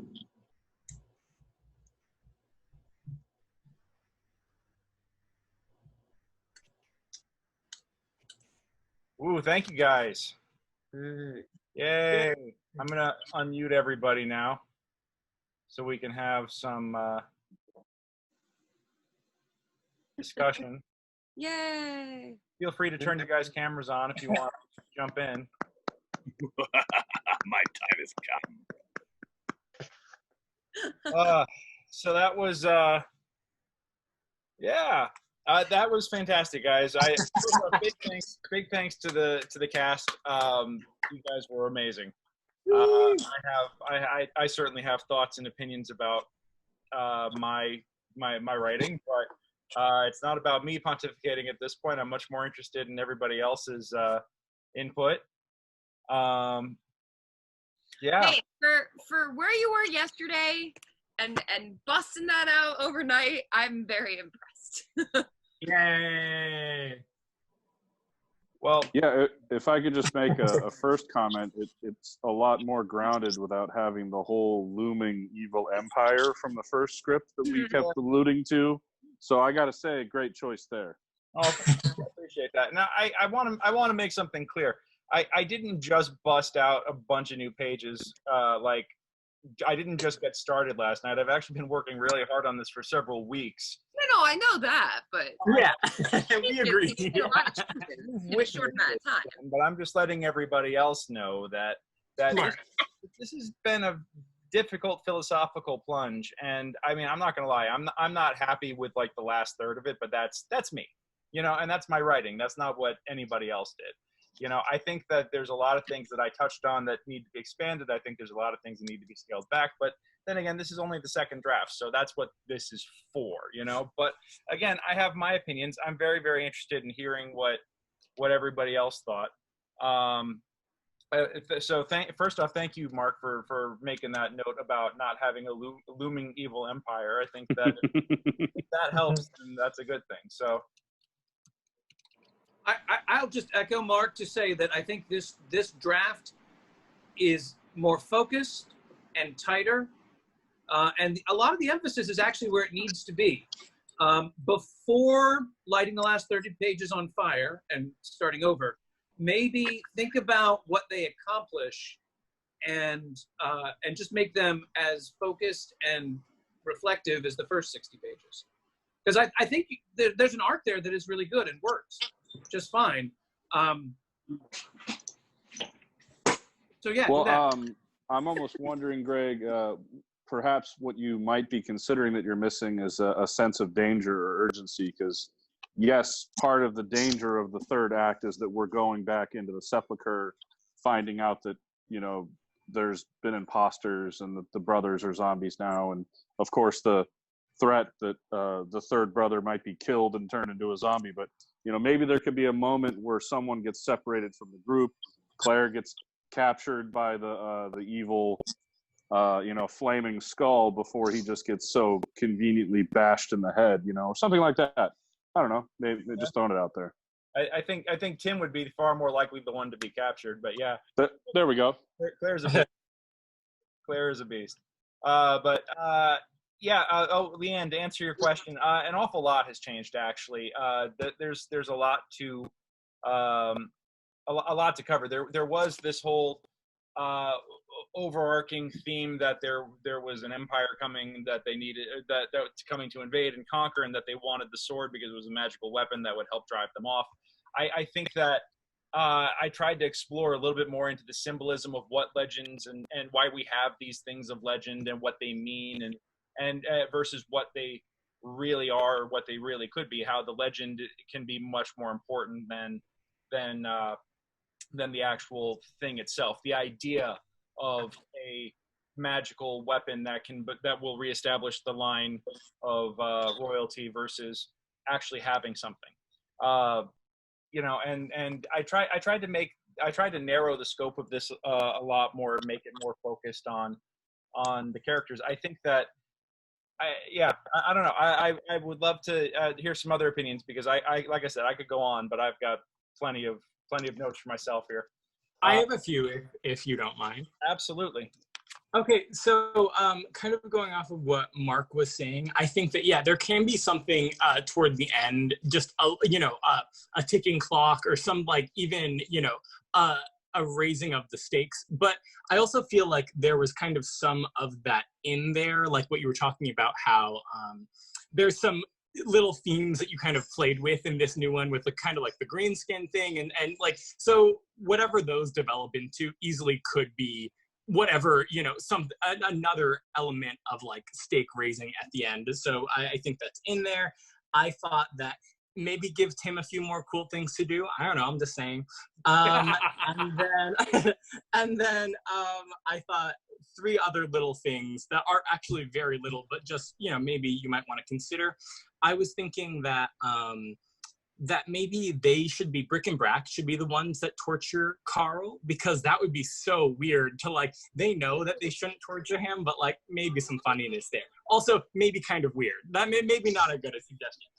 And then the second one is that magical ethics line. It might be funny if she says at the end, I'm totally going to fail magical ethics or something, if that's a cleric class. And then my final one, sorry, I have to go, so I'm just churning them up.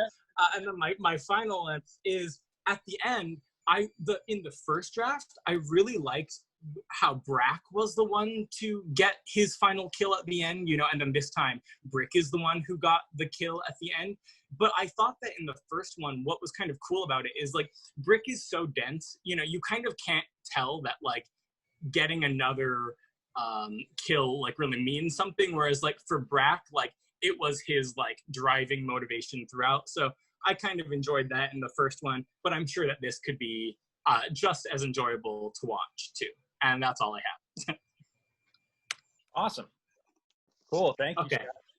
Thank you so much. I really appreciate it. I had a great time. Thank you guys. Good performances, but I'm going to head out. See you, Scotty. Bye, Scott. Hey, Scott. Hey, Scott. Bye, guys. Bye.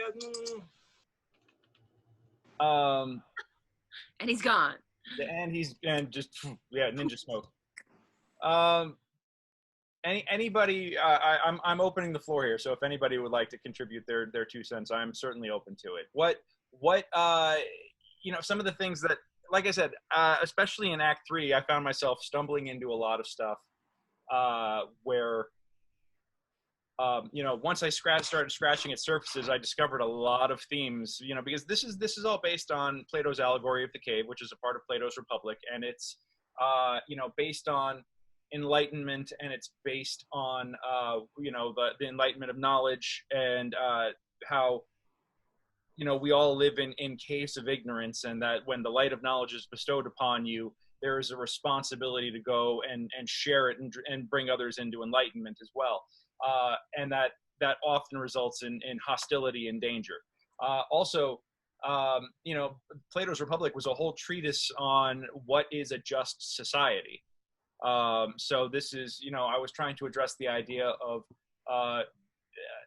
handling systemic corruption and you know, like the stuff about the racism against monsters and bigotry and things like that, all kind of came just out of just exploring different ideas in the scenes. And I feel like I kind of touched on a bunch of stuff and could go in any one particular direction, and feel like I need to kind of commit to go in one particular direction to make that like the issue, as opposed to feeling like we're awash in all of these different things, because I think that would make it a tighter focus at the end. That's kind of what I'm feeling. But what felt like too much, what didn't feel like enough, and would just another random thing altogether.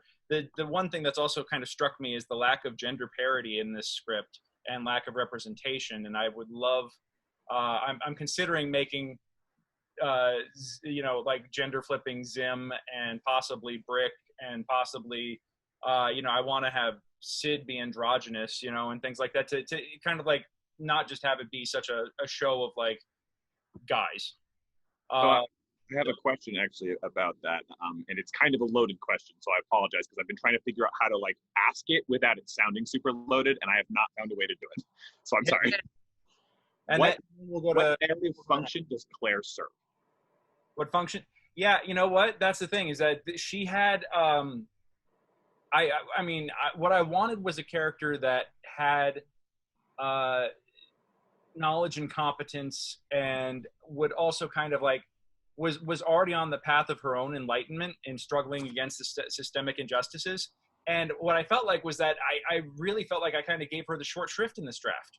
And I felt like that as I was writing it, and that bothered me a lot. And I think I tried to go back and address some of that and wound up just turning it into a fucking soup, you know? And that, you know, that was, I see that's problematic in this draft, is that I feel like that she doesn't have an arc. She's a flat line. And as a result, she's very redundant right now, and I don't want that to be the case.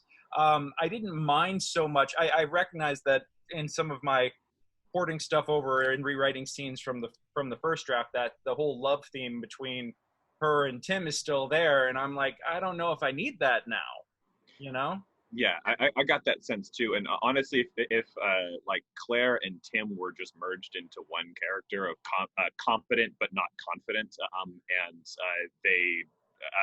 their arc was gaining that confidence, that made sense to me. I took notes about the different types of magic that they used, divine versus arcane, and whether or not that was something that thematically mattered.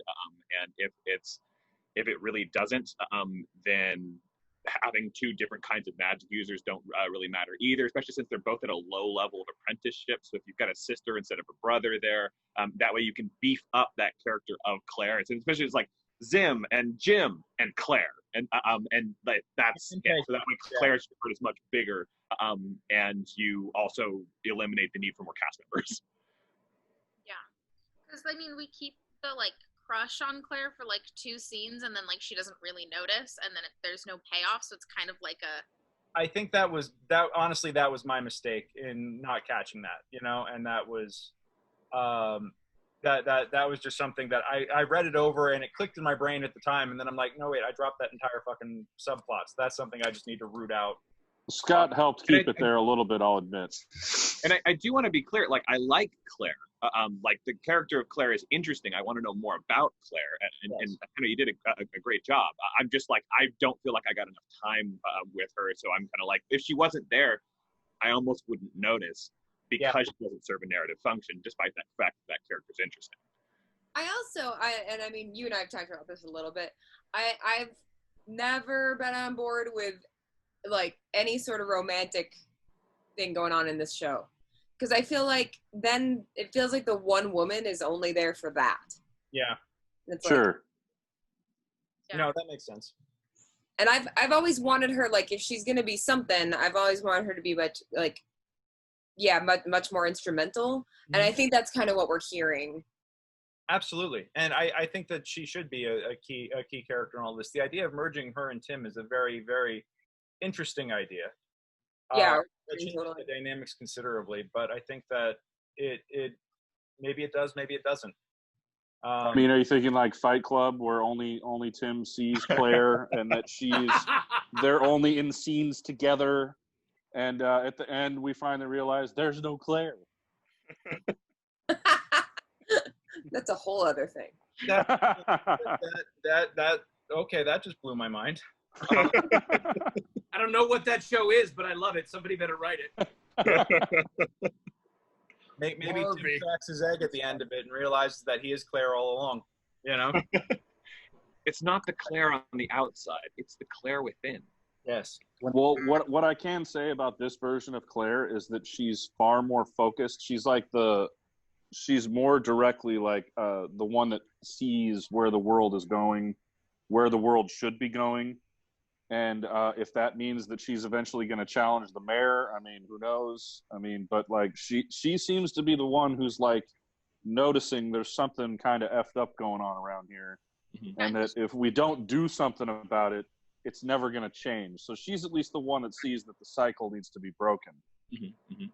And at the end, does she just go like, okay, I guess like we'll just rule based on a lie? Like that was what I had trouble with, is like her kind of moral arc of like, how does she arrive at the taking the sword into the village? And like, yeah, and there was part of me that was honestly just so overwhelmed with all of the moral and ethical implications of it all. It's like, okay, my brain just shorted out. I'm just going to say the end.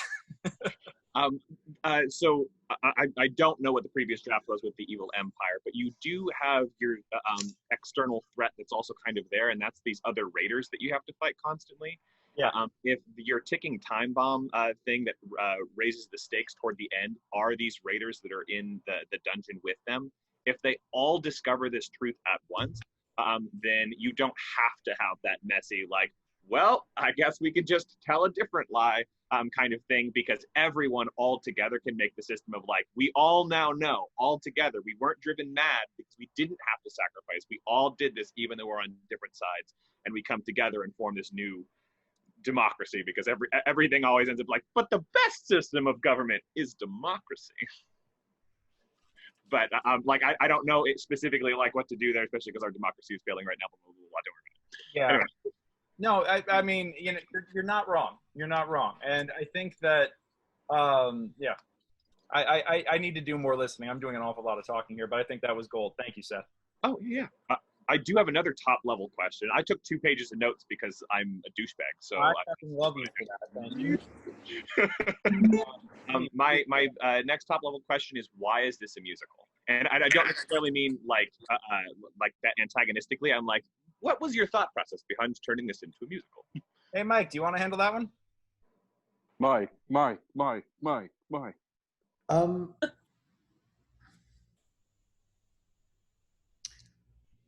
Let me turn that question around and say, why doesn't this feel musical-ish to you? It doesn't feel like the emotional moments have room for songs. There's not enough catharsis available to the characters throughout the script to justify the presence of those songs. It's not like I wrote down a bunch of different places, like, is there a song here? Is there because I didn't feel like the libretto right now had room for them. And I think to some degree, that's a problem of the format. You have to be able to communicate everything that's happening right now in the script to everyone that's reading it without the presence of the songs. And that is extremely difficult if you have to move the narrative forward with each of your songs. Am I making sense? No, I hear you. And Mike, do you want to speak to this, or do you want me? Because I think I've got a better handle on how to respond to this now, but if you've got 2 cents, I'd love to hear it too. Well, Greg, I think you should write down what he just said, because I think it's a very astute observation. Oh, I did. And recorded too. I mean, I'm not going to go into emotional catharsis comes from strong goals being fulfilled.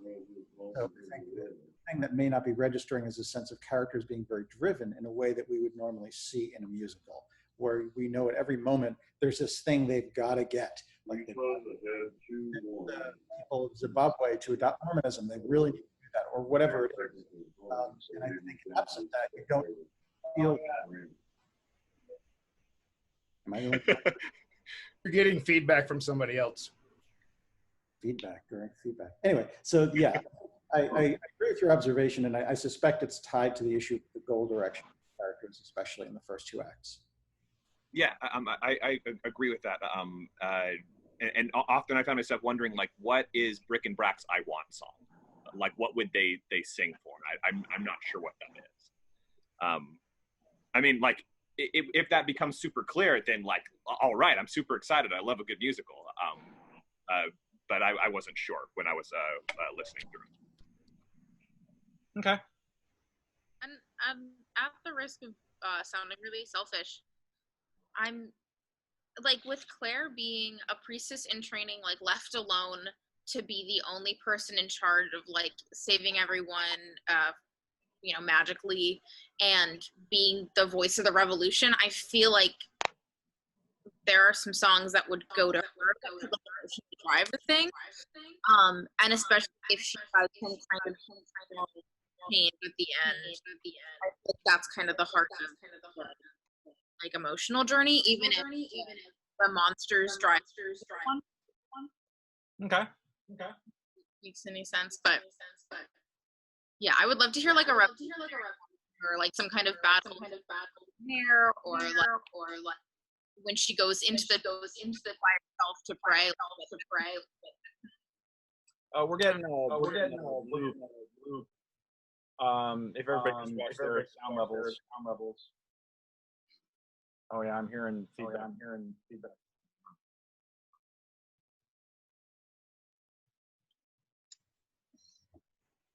If anybody wants to unmute, let me know. Unmute you. But I think we should all mute our mics if we're not talking, so this way we don't get echo. Headphones also fix it. That too.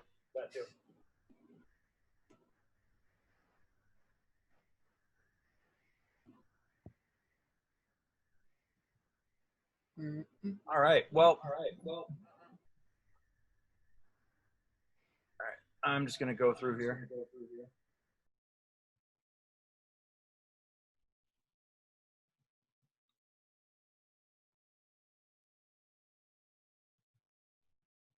Yeah. And the funny thing is, I had a ritual song and kind of cut it. So that was part of the first draft that because we reordered scenes, I wound up taking that out. I think that there's just an awful lot to explore here. I got overwhelmed by really, really, really, really big ideas that I kept stumbling into that nothing particularly crystallized in this one, and that's definitely my fault. Just got to pick one direction and go with it for each character and give each one a strong arc. So, if anybody's got anything, yeah, absolutely. If anybody's got anything they want to say, just wave in the camera and I'll unmute you. So, okay, Hannah, 1 second. There we go.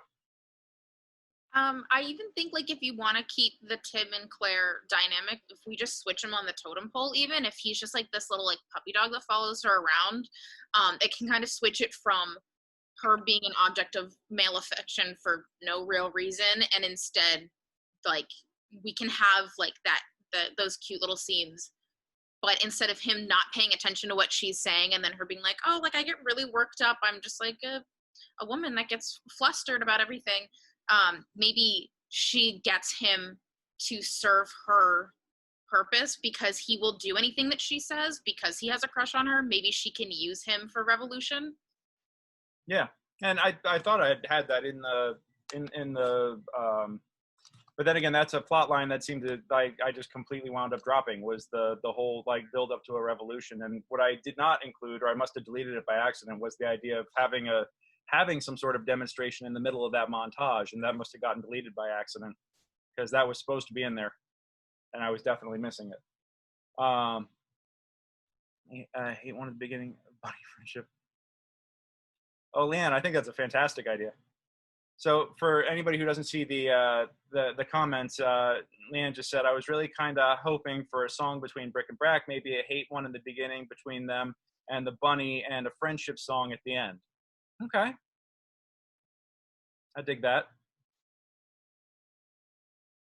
Sean, you're singing and dancing. What what you got? I was just singing the friendship song. Oh, friendship, friendship. Two are together, we're friendship. That's it. Okay. But if you were talking about two things, with the gender, you can swap anyone's gender in this play. You really can. It's not that big of a deal, in my opinion. Anyone could be a female. Anyone. I mean, Floyd. Make Floyd a woman. Why not? I love Phil. I really want to see Phil. More jokes about Phil would be fantastic. The other thing is, I know it's a very Lenny and George situation, but I might consider Rosencrantz and Guildenstern instead, just because it's philosophy. And also, with your questions with philosophy, with every answer you get, you open up 5 more questions. That's what philosophy is. So you're going to struggle through this the entire process, no matter what you do. It's always going to be like, I think I've got a handle on this answer, and I got 5 more questions. And the other thing is, just a cool idea, instead of B12 or B13, B4, and have an Abbott and Costello routine on it.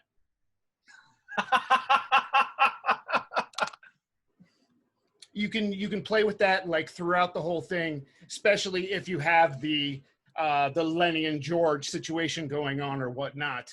It's like he's like, in the room before. What room before? And go what? on. Or you can even go with B as in BEE 4 or something. It's there. Have fun. Play. Okay. Yeah, that's definitely mineable for comedy. Everything else is that I have is all character choices, and it's directorial things. I'll just send you a list, but it's nothing that's intrinsic to the nature of the show. Okay. Well, I would definitely, feel free to please send me all that stuff. I'd love to take a look at it. No worries.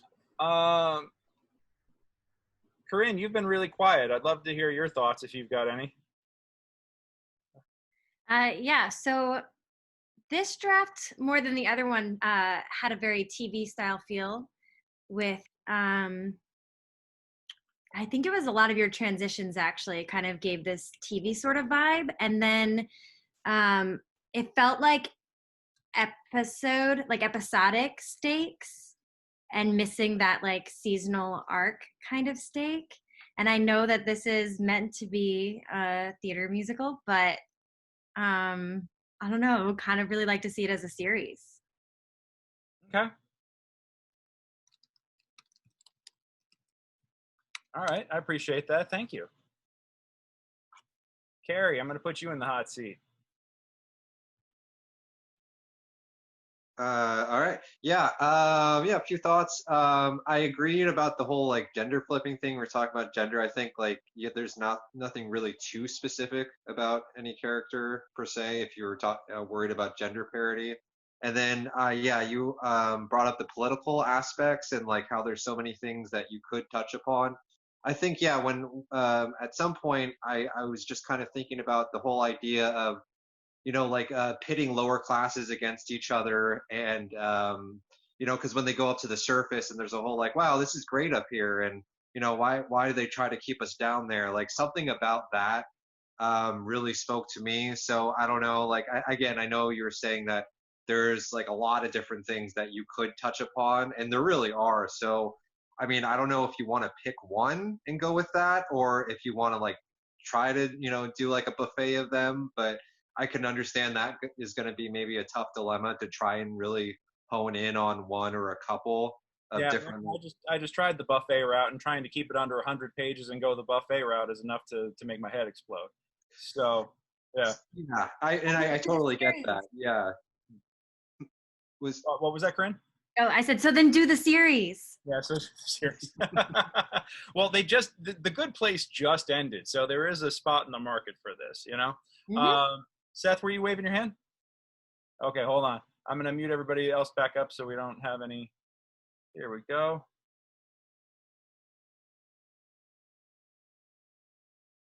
There you go. I just asked him. There it goes. Okay, yeah, I'm like, press the button. It's like, no. Press the button. No. Press the button. No. Okay, so I don't think that the systemic racism and the government built on a lie thing are mutually exclusive. I think that they're the same thing, because racial inequity exists because the government system was built on a lie. The fundamental idea that everybody is being treated equally, so I think you're onto something that they've almost merged. I don't think it feels quite as buffet as I keep hearing. Like, it feels like there are these two things that are about to unite, and you've got them like here, and I'm just looking for them to go like that. Okay. Like, they're touching, they're there, and I'm really excited about both of them. But I feel like they're the same thing, and once they merge, that it will be something that you feel really satisfied with, because I feel like you're right there. Yeah. Well, and hopefully that'll, because everybody is so driven by their circumstances and their environments, the motivations and everything else, the stakes and the wants will become much more apparent with that. I think it's really funny. I spent most of the week rethinking the entire world around this story, and wound up with something that wasn't as clear as I wanted it to be, but I didn't want to push the reading back again, to be honest with you guys. So it was like one of those where it's like, you know what, I'm going to put this on paper and we're going to see what sticks and which direction to go in from here, because I was so lost. No lie, I was just so lost with how overwhelming it all was with all of this, that it was just like, let me just get it on paper and we can pick a direction from there. But I needed a map, really. This is kind of like a mapping draft, and I don't think it's done yet, but I think this was a good step in the right direction. So at least I hope so. Yeah, I think so. Yeah. Thank you. I have just like so many notes that I'm going through here. I'm like, oh, I'll read something, but it's like it's about a song. It's about a song. Yeah. It's about a song. Let me grab Mark here real quick. He's got an idea. There you go. Thank you, Greg. Yeah, I think that, like you said, you were definitely trying to reimagine this universe, and I think that you made the universe itself a lot more clear, and that some of the things that we might be touching upon that we don't understand yet is because we don't necessarily fully understand these characters and where they're from. I mean, obviously, this is a universe that has magic and dungeons and things like that, and goblins and there are other kind of monsters, and was Brak born in the Sepulcher of Madness, but Brik was born in another dungeon and just wandered in, or did he get transferred, or is the voice of reason in the dungeon also the mayor, and is the mayor controlling both ends? Kind of like I don't know. I feel like once we know more about the characters, it's going to help you develop why they're doing what they're doing. Yeah. And you're probably on the verge of getting there. It's just once you've developed exactly who these characters are and what they want, all of that's going to fall into place. Yeah, absolutely. I feel like I had some big steps forward in this draft and a couple of big steps backwards, because I feel like I know my characters less well in this draft. I felt like I knew the characters better in the previous draft, and I know the world a little bit better in this draft. And it just kind of like, I tipped the scales too far in one direction. Yeah, and the point about the music that Seth brought up earlier, like if we know that, well, all Brak really ever wants is to kill someone, and Brik might have always dreamed of getting to the surface, or whatever it may be. Everyone's going to have to achieve their goals at some point, or get this close and then maybe not get to have it. But either way, I just feel like that development's going to come, and that it's going to answer a lot of the questions that I think that we might be having right now, is once we know who these people are. Absolutely. I like that. Thank you. Let me grab Carrie real quick. Yeah, so and I think, Mark, you just kind of touched on this a little bit. Something I was thinking about when Tim was talking about the story of the Sword of Dumas and all of that. And Mark brought up, like, does the mayor control, what's going down underneath? Like, something I was wondering about is there, like, underneath and above, like, an understanding? Is there any sort of communication, like, about, and that can relate to the idea of corruption, where, you think these two parties are fighting against each other, but there's actually like a communication or a connection between them? like I guess that's all just part of the world building. But like I was just wondering, like, yeah, so they know about this story, but does everybody, like, even government officials on top, do they know that it's a lie? Do they only know it's a lie underneath? So that was just like something I was wondering about as well. Yeah, no, you're right. There needs to be, I need to make the connection between the two worlds much more clear. That's excellent. Thank you. Seth, I saw your eyes light up. You got something else? Okay. Hold, let me I'm sorry, I talk so much. No, dude, you are like excellent for feedback, and I appreciate you. Thanks. Oh, it just left. No, okay, it's back again. Okay. The differences in what the legend is and how exactly it works can be really good foreshadowing for the fact that this is all BS. So if everybody tells this legend like a little bit differently, each time it gets told, especially if like your Legend of Dumas is a song, that it's a song that gets sung a little bit differently and it's a little bit strange. That'll also help you play well into when Brik and Brak are trying to lie about what it is that happened in there. If their lie integrates into this legend, it becomes bigger and more stupid over time with the way that people interpret what this legend is, because it's bogus, and lies just build on lies, right? Yeah. That was way less coherent aloud than it was in my head. No, but I got you. I understand. And actually, that was something that at one point I actually had. You're striking a nerve in my memory here, because I actually had Brak tell his version. I had Tim tell his version, and I was gonna have a third version, and then I completely forgot to write it. So it was one of those things that got lost, and now I'm like, God damn it, I had the rule of threes on that, and it was supposed to be just like completely like out of left field and absurd to make everybody go, well, what's the truth, and yeah. have it lampshade that it's all bullshit before we reveal that it's all bullshit. Yeah. that yes, you reminded me of that. Thank you. That's yeah. No, I really like that. Cool.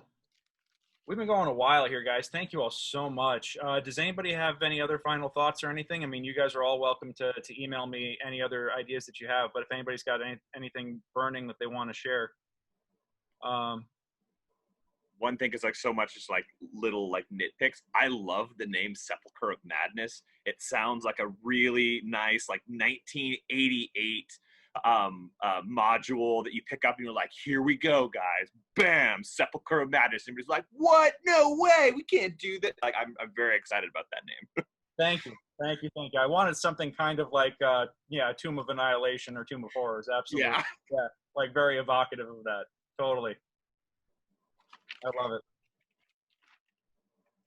Mike, I'm assuming that you're going to email me your book of notes. I think we should plan to meet this week and talk through a whole bunch of stuff.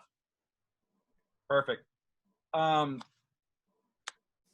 If nobody else has got anything that they absolutely are burning to jump in with, does anybody not have? Oh, Seth? I have one more thing to ask. And that is when they're performing heroic deeds, is the tone of that more like Road to El Dorado, It's Tough to Be a God, or is it more like the song Hercules from Hercules? Because those are like such very different, like tonally speaking, but they're essentially the same montage. You know what the funny thing is that I have not seen the Road to El Dorado. So watch it. It's fine. I will Netflix that later on, or Disney Plus that one later on. But I think that it's much. I get the feeling it'll probably be a little bit more like Hercules, because this is where they're actually getting in good with everybody, and everybody's celebrating the fact that, hey, these greenskins are some of the good ones, Yeah. So, and they're kind of like, yeah.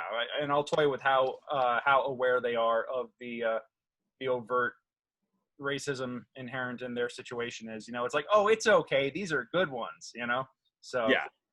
There's a slight worry that I have. It's not in the script right now, but it's just something to be aware of. Be really, really careful that you don't go into like that bright realm of like, well, sure, the invaders are racist, but aren't the monsters racist against the invaders too? Like, it's not in the script right now, I don't think, but it's really easy to accidentally put that in. I'm not going to go really find people on both sides. I'm not. Yeah.